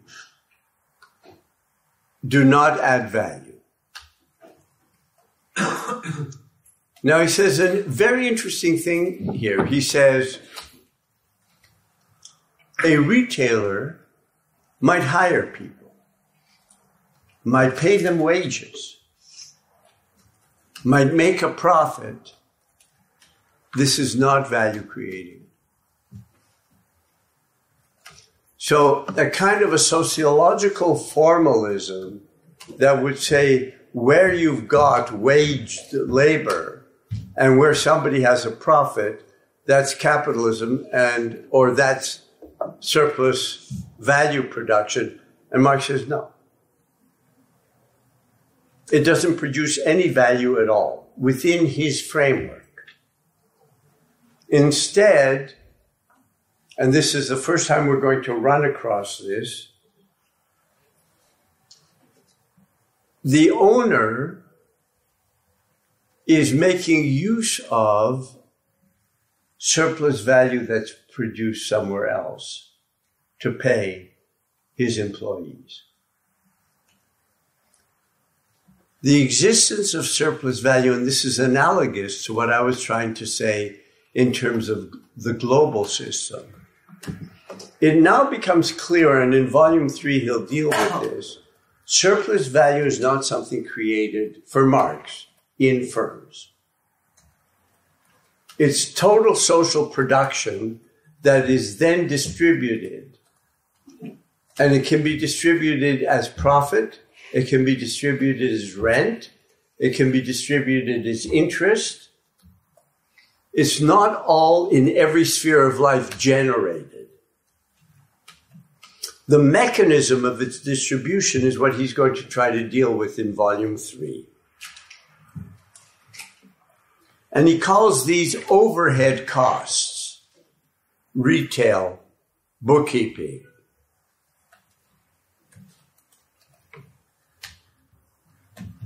However, costs of storage and transport are part of the production process. So how are we going to figure this one out? How is transport part of the production process? Aren't you moving things around? So isn't that circulation?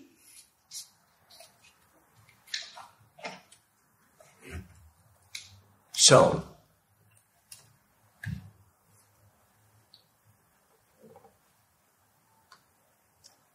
a house. Does it move? Unless you've got a trailer, no. When you buy an apartment, a house, whatever, and then a few years later you sell it, for Marx, this is a sphere of circulation. Has the house moved? No. So the sphere of circulation, the way he's using it, is not the physical circulation of goods. It is the circulation of value. It's the transformation of form. You come with your money or with your mortgage, and it changes its form. It becomes your condo or your house. After a few years, either you decide to move to California or you decide that you want to downsize. You sell it, you've transformed the form again. Is there any transformation of form that occurs with transport?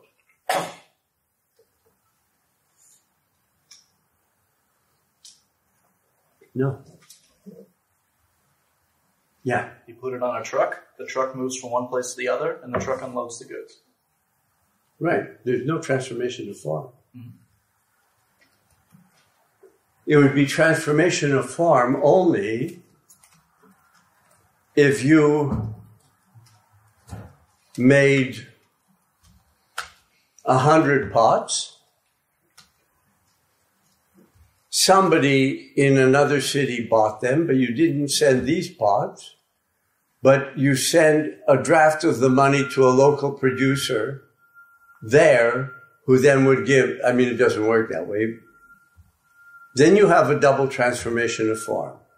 Regular transport, there's no transformation of form. And this is what we were breaking our head on in a previous year where Yaniv was here, and he's gone again.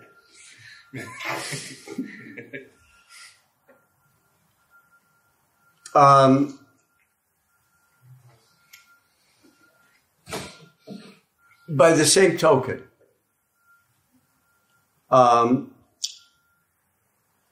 let's say the house doesn't move, but it's in the sphere of circulation. In Inca society, you have these trains of llamas carrying goods. Is that the sphere of circulation? There is no value. As you may or may not know, there's no exchange in Inca society at all. Everything is centrally administered without writing. They didn't have writing. It's pretty amazing. Yeah? All right. So you have, let's say, in the last 50 years, let's say, this firm, it's a legal firm, let's say. And this legal firm So it used to be maybe more than 50 years ago, capitalist firm would have a legal department, and that I assume would be under bookkeeping, not productive labor. We were just talking about what you were interested in. So you have this bookkeeping department in the firm. Okay, so now we have this firm, this legal firm. We have all these different lawyers. They're all specialized. You have all this different hierarchy of laborers in the law firm doing all sorts of different tasks. Super micro division of labor. That's why it's going to be computerized within a generation. Yeah, it's going to be all automated. Same processes going on in this white collar knowledge work. Company as have gone on over and over again in countless factories all over the world. But the product, the thing that this firm is doing is the service it's providing is bookkeeping. Right. But it has owners, it has investors, and it's it is paying its employees, just like a factory owner would pay their employees. Except they get more. The same cycle of making a profit.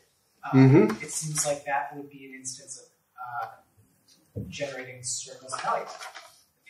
So value creation. This seems like a value creating enterprise. Right, and for Marx, well, it's not. And we broke our heads about this, trying to figure out why not. And I believe that the conclusion we came to is that for Marx, anything underlying the shift in the organic composition of capital, meaning anything related to relative surplus value,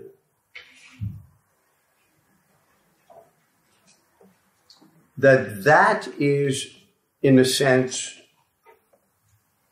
or better yet, what contributes to this contradictory dynamic is production, and that which does not, does not.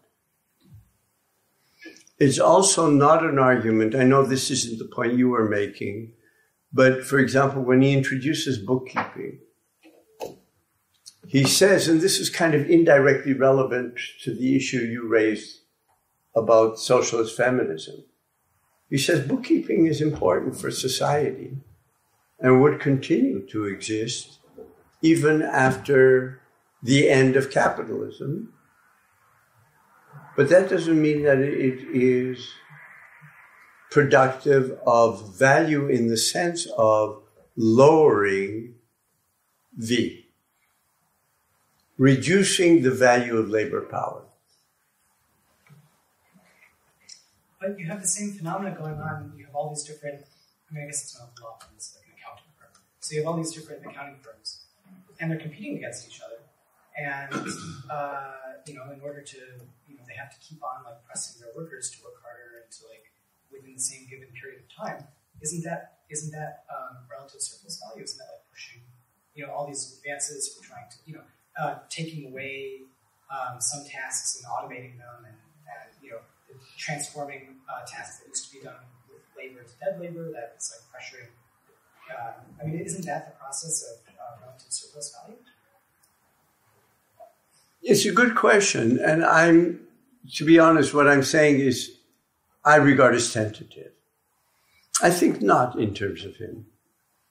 I don't think it's part of this ongoing process. I think it mimics a process that really occurs elsewhere.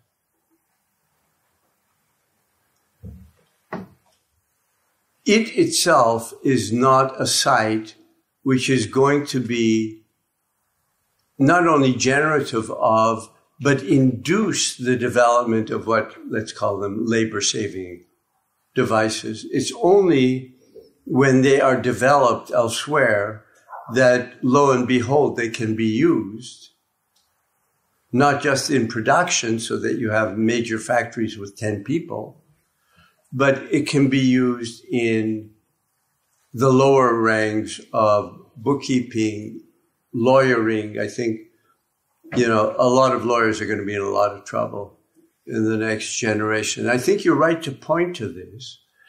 And of course, he couldn't foresee that.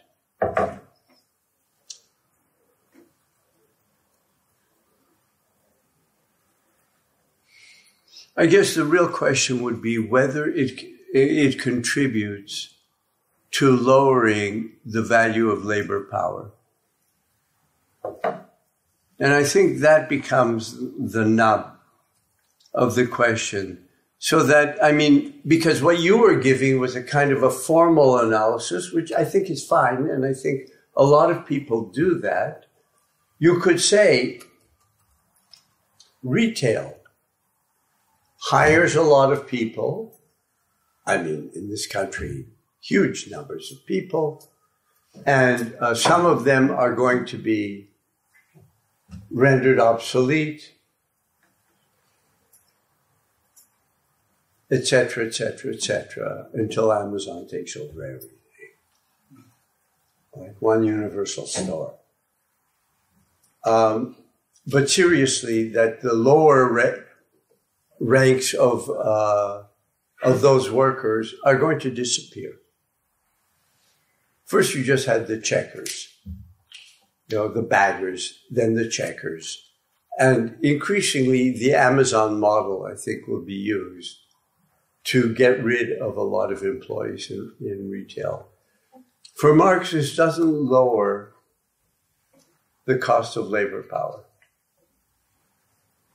Unless, let's think about it. Unless there was a significant drop in the price of goods as a result, which lowered then the value of labor power.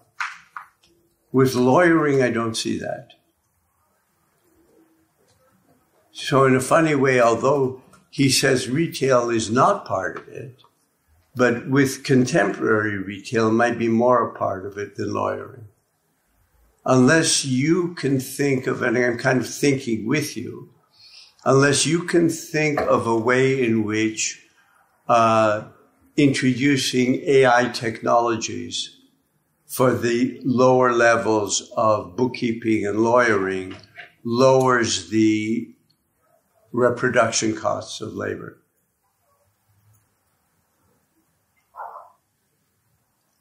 Retail does, maybe. Well, I guess, I don't know that much about lawyering. I know a lot more about graphic design. And it does seem that with, advances in technology, much easier for anyone to be a graphic designer. The cost of graphic design diminish. You do have this massive graphic design firms popping up that. Yes, but does a reduction in the cost of graphic design reduce the reproduction costs of labor? Yeah. I think yes, and with lawyering and retail, it's the same thing, right? Because now Walmart needs to pay maybe 1,000 lawyers, right? So then to pay them, it needs to increase the prices of the goods itself, right? The groceries itself. Who uses lawyers? Walmart, for example, because they need to protect themselves against lawsuits. Oh, Walmart does. Yeah. Sure. So then they pay 1,000 lawyers, right, to protect themselves from lawsuits or something. And they need to lawyers. Yeah, and they need to pay them, right? So then to pay them, right, they need to make a profit, and they make a profit selling these groceries more expensively. But then if somehow they can replace all these 1,000 lawyers with one computer that costs $100 or something, a piece of software, then of course it's so much cheaper, right, to protect themselves from these lawsuits. And because you have competition, it's not only Walmart, but you have all these other retail companies, right? Because of competition, they'll drive the price of the groceries down, right? Because lawyering is just as much a cost of the groceries as anything else, right? As the price of the wage of the people who sell them. So all these things, right, combined, I think they would reduce the the price of the written goods sold. Maybe. But if you're right, that would be because what your argument has done is you've shown that it plays a role in relative surplus value. And that's the case, yeah. And what I'm trying to say is, and we really spent a lot of time trying to figure out why this and not that. You know, why transport and not bookkeeping? Why storage and not retail? And the conclusion we came to, and it's hard because of the manuscript nature of the text, was that what really is central here is the reduction of the value of labor power. And that if that is part of the dynamic, then it is the sphere of production. It's a very peculiar notion, but I think that's the only way of making sense of it.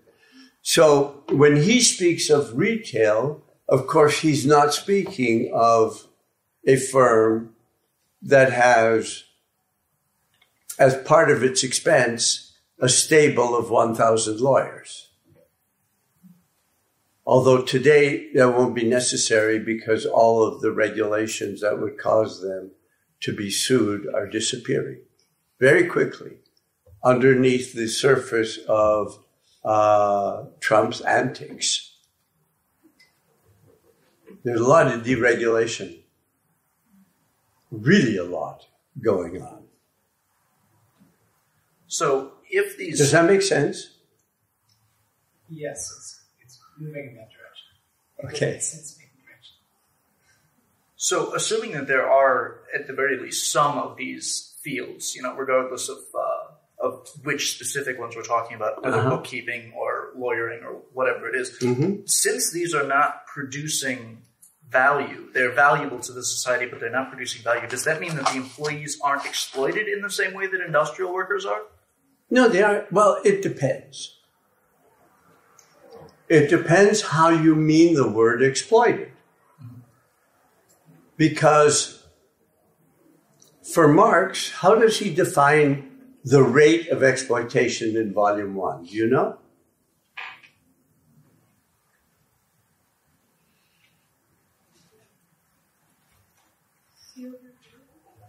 Is it C over V? No, that's organic composition, but you're close. It's S over V. It's the ratio of surplus to living labor.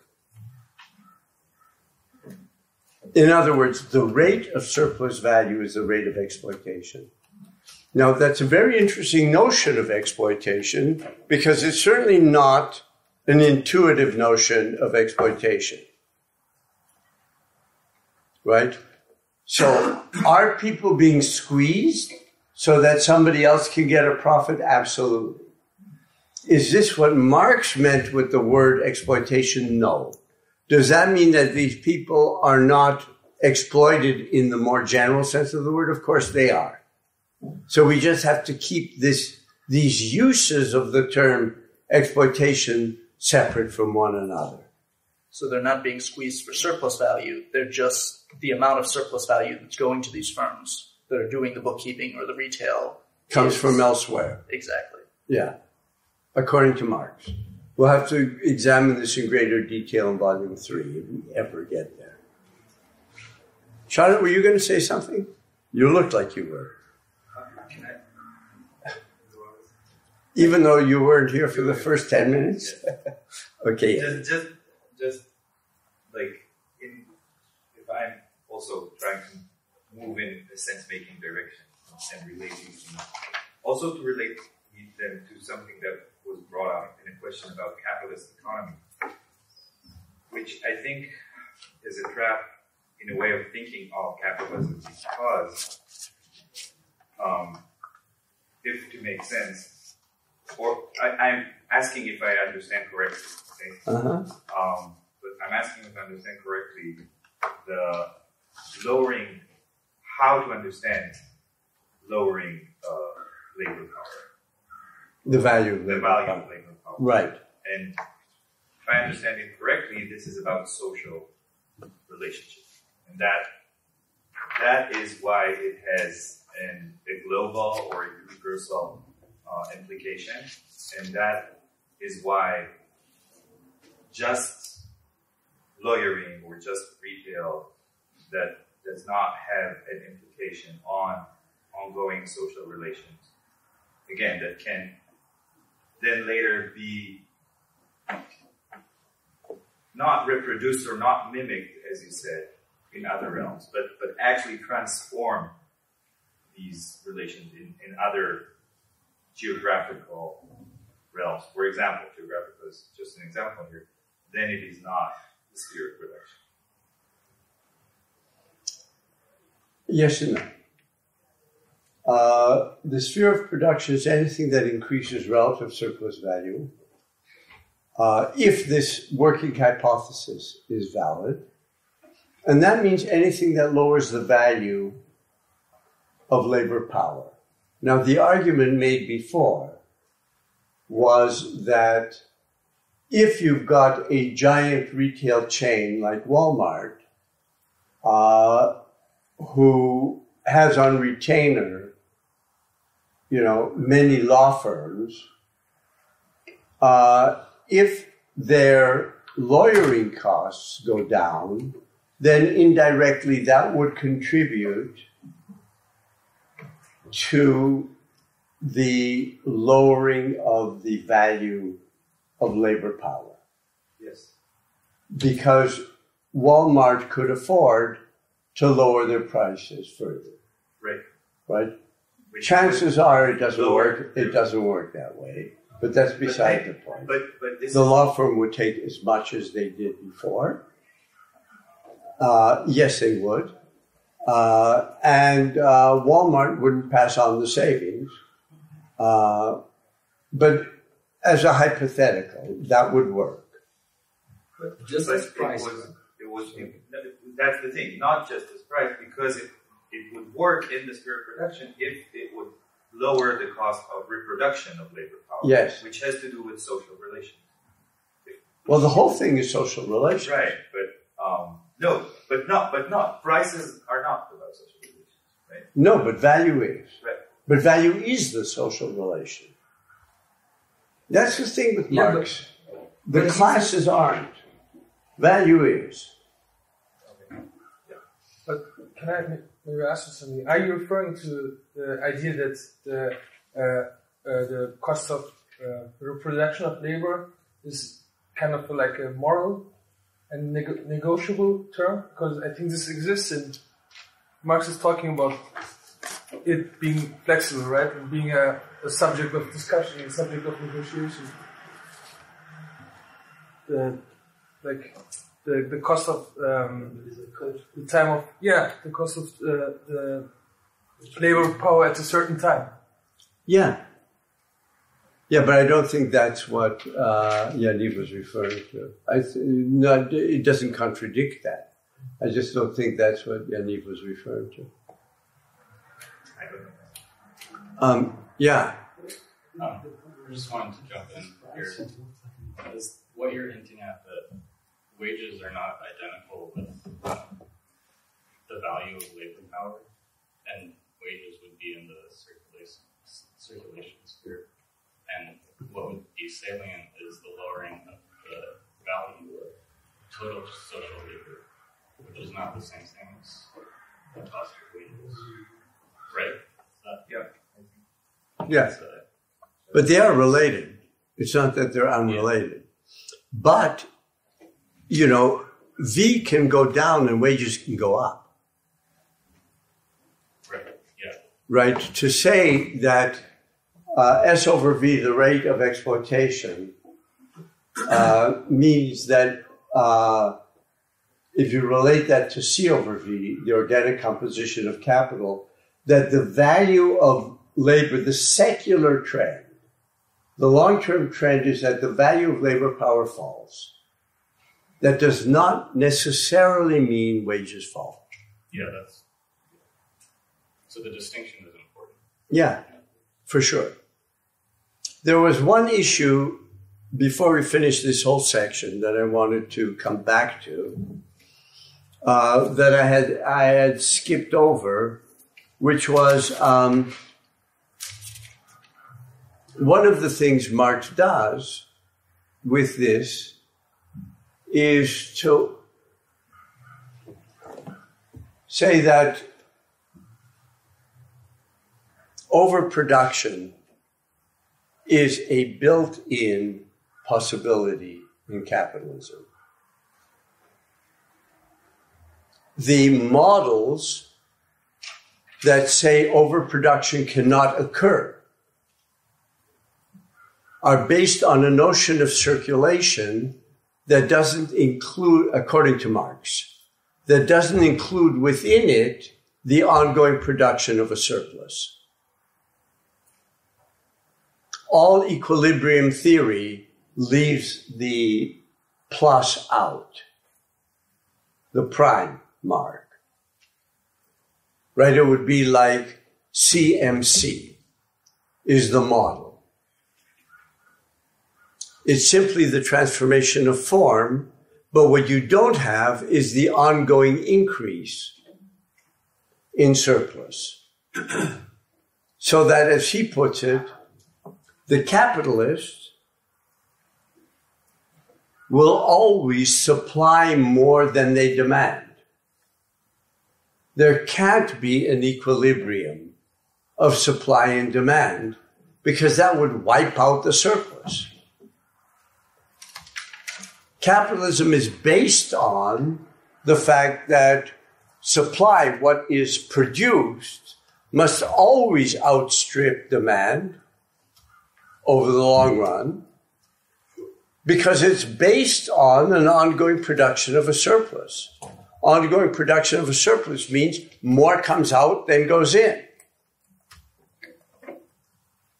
So that all, like Say's law, all of these laws of economics that talk about equilibrium and the balancing over the long run of supply and demand confuse capitalism with some hypothetical mode of exchange, is what he argues.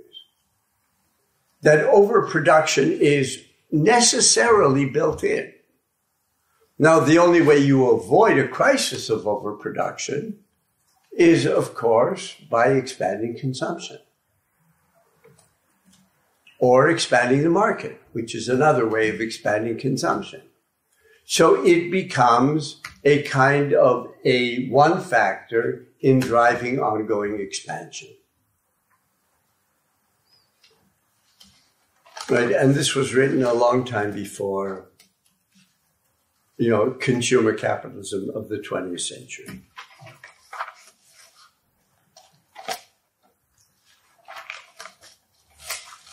Okay?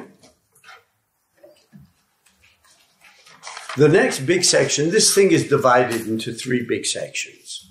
Like I gave you the table of content. Part one is the metamorphosis of capitalism of capital and their circuit. Part two is the turnover of capital. And part three is the reproduction and circulation of the total social capital. Turnover time.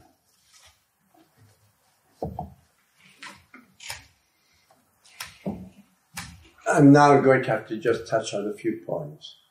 Turnover time is a word he uses for the sum of production time and circulation time.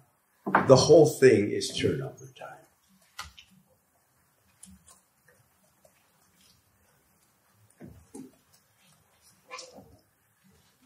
From here, he goes into a discussion of, if you look at production,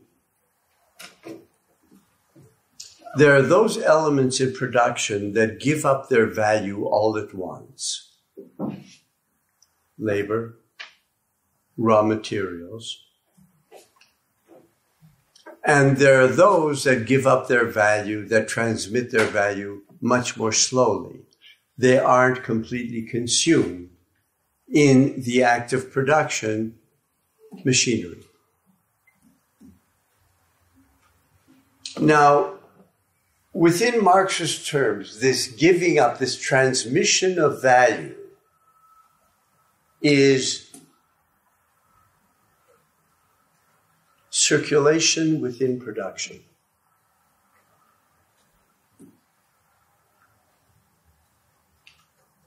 It's the transformation of form within production, the transmission of value.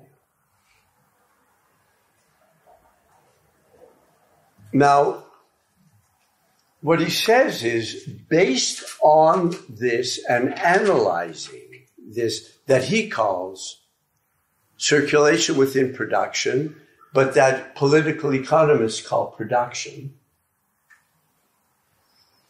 there's a difference between fixed and circulating capital.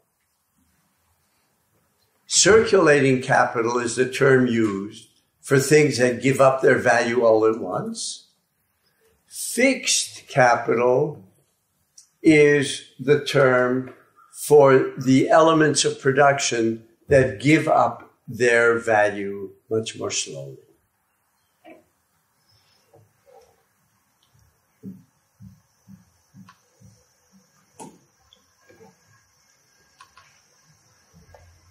What Marx is arguing, and of course, he then goes on in great detail to Adam Smith and David Ricardo, both of whom use notions of fixed and circulating capital. The physiocrats did first. The distinction between fixed and circulating blurs the distinction between C, constant capital, and variable capital. To review just for a second, in volume 1, what is the difference between variable capital and constant capital? Variable capital produces value. Variable capital produces more value than its own value. Constant capital only transmits the value that it has. Constant capital includes machinery and raw material. Variable capital is labor alone.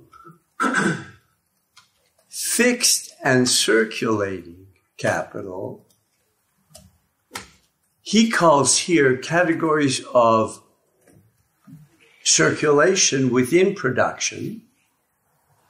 And what they do is, it's a distinction which is based on physicality rather than on the transmission of value. And it disguises the transmission of value. Once you have fixed and circulating, you no longer have the conceptual apparatus to explain the surplus, according to Marx.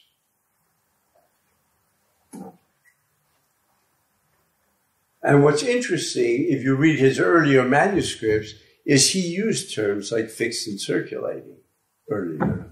And then as he works through it, he changes. Right? So that categories of C and V are veiled by the categories of fixed and circulating. Within Marx's framework, C and V are categories of production, and fixed and circulating are categories of circulation. So all of this only makes sense if you see, unlike lots of commentators, this isn't a physical description. It's not that, making automobiles is production and transporting them to car dealers is circulation. Circulation for Marx is the transformation of the form of value. Production is the production of new value. It's the only way to understand the relationship of this volume and the first volume, rather than then he dealt with sphere X and now he's dealing with sphere Y. Does this make sense to you? Yes, so some of you are saying yes, and others are giving me that poker look.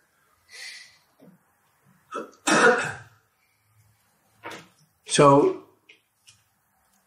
we don't need poker looks here. There's no green felt on the table. Does this make sense to you?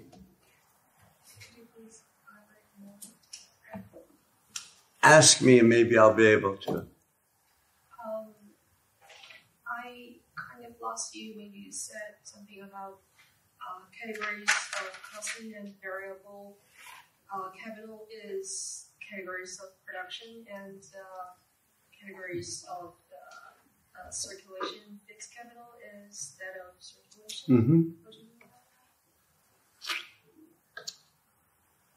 Production, I think what's becoming clear as you wade through Volume 2 is that production for Marx isn't only the production of goods, it's the production of surplus value. Anything that contributes to the production of surplus value, he's calling production. The categories of C and V analytically distinguish between those factors of production that are generative of new value and those that are not and simply transmit the value that they have. That's within value theory. So C and V analytically allows you to distinguish that which is productive of value and that which is not. Fixed and circulating is based on the transmission of value rather than the creation of value. Circulating as a category referring to those factors of production that transmit their entire value all at once, and fixed referring to, let's say, machinery that depreciates really over time.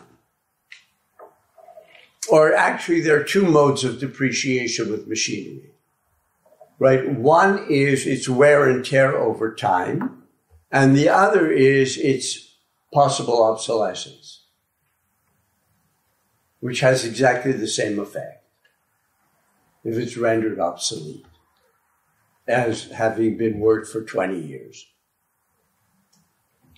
So within his terms, and that's why I'm always trying to translate to you, because it's really counterintuitive, the way he's using production and circulation. So I'm trying to engage in an active translation. So I find it significant that his criticism, his full criticism of Ricardo and Smith, who based their theories on fixed and circulating, emerges in his book on the circulation of capital. Because he's declaring that to be categories of circulation within the sphere of production. Circulation is when something just changes its form without there being any additional value. That's the way he's using the term. Production refers to whether more value is being produced. So, organizing conceptually the economy in terms of fixed and circulating for Marx veils the centrality of value, meaning surplus value production. I know I've repeated myself, but does that make things any clearer? Yes. I think, and I asked if that also shed some light on the earlier discussion about optimization, because machinery here has this peculiar role, peculiar double position in the sphere of production, as a category of production and as a category of circulation. I want more. I'm not sure, but that's the question. Like it's constant it's constant capital as a category of production. Yes. But as a category of circulation, it belongs to fixed capital. Fixed capital, but fixed capital is also transmitting. Well. Yes, but if you have longer. See, what's really critical about that opposition has less to do with the machinery as fixed capital than it does as with labor being classed together with raw materials as circulating capital. Then you lose the unique role of labor within the system. That's A. B, I have an association that might be relevant to what you were raising about housework, but very indirectly. Machinery, for Marx, produces no new value. Machinery, however, viewed from the use value dimension, is enormously generative of what he then calls material wealth. Output that no longer really can be explained completely in terms of labor time inputs. The fact that machinery is enormously productive of wealth and is not at all productive of value is part of the point for Marx. It's to talk about a gap that's opening up, whereas people who understand Marx as if he were Smith or Ricardo, meaning wealth and value are equivalent terms, don't understand why machinery doesn't produce value. Whereas Marx's whole point is the growing obsolescence of value, which you don't get if value is just seen as Smith and Ricardo do as a category of wealth, period. So something can be enormously productive for society without being value productive. Does that make sense? So with all of the differences, one can say that the household is enormously important for the reproduction of labor without saying that therefore it's value producing. Also, I could go off on a tangent here. What is frequently dropped out of in those discussions is the degree to which capital, I'll get back in a minute, the degree to which capital transforms the form of the family. That's kind of left out of account, as if gender is just an independent variable, which it's not. Neither is class, and neither is race. So the famous trinity of intersectionality are really reified categories according to this approach.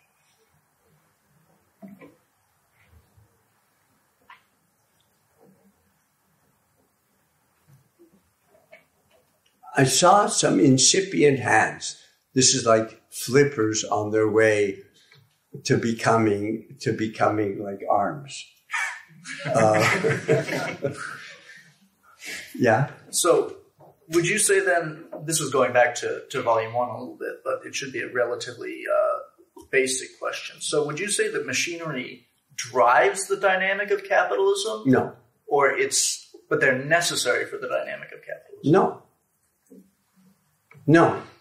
They are borne along by a flux that is generative of a pressure for ever increasing levels of productivity. And it's that pressure that's doing it. It's not also because natural human inclination and curiosity that somehow goes on steroids, 200 years ago. It's not that. So even without machinery, the dynamic would still exist? Yeah, it's a machinery would necessarily follow. Okay. So machinery is a necessary result of the dynamic, but it doesn't drive it? No. Okay. Within the framework of this theory. It's not just a dynamic of the conquest of nature or of human natural curiosity or of everybody liking to tinker from the time the first flintstone was chipped. Does it make sense? Yes.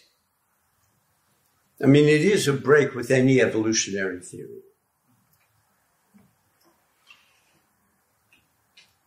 Was that a skeptical look? No, absolutely not. I'm looking at Kelly. No.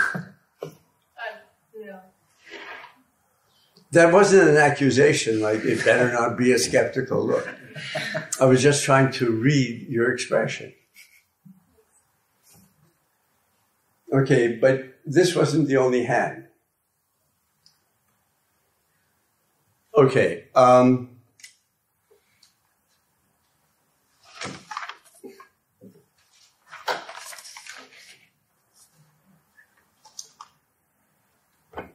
Well,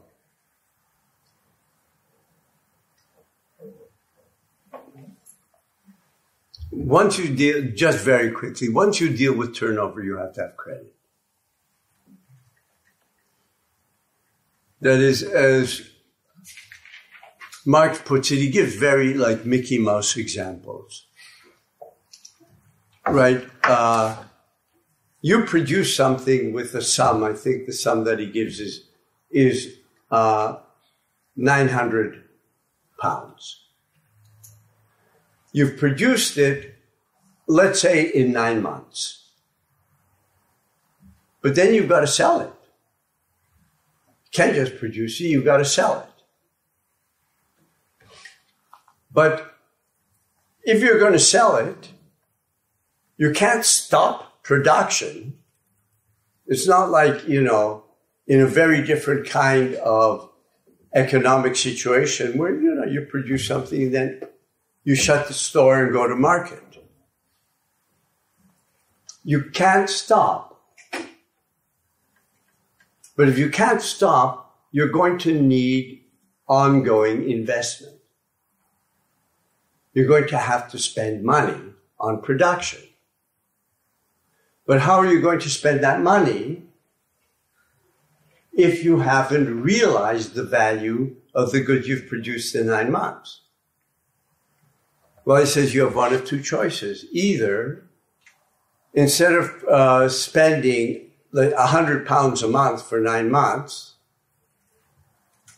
you spend 75 pounds for 12 months. That is, you hold some in reserve. The other way is that you plug that gap with credit. And in fact, the growth of capitalism and the growth of credit go completely hand in hand. And he begins to then develop the way in which credit is a necessary dimension of the sphere of circulation. It is not something that is added on.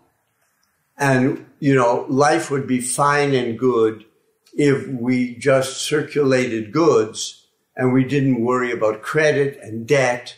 And, we've had debt since the Neolithic, and this is the worst thing that's happened to humanity, according to some anthropologists.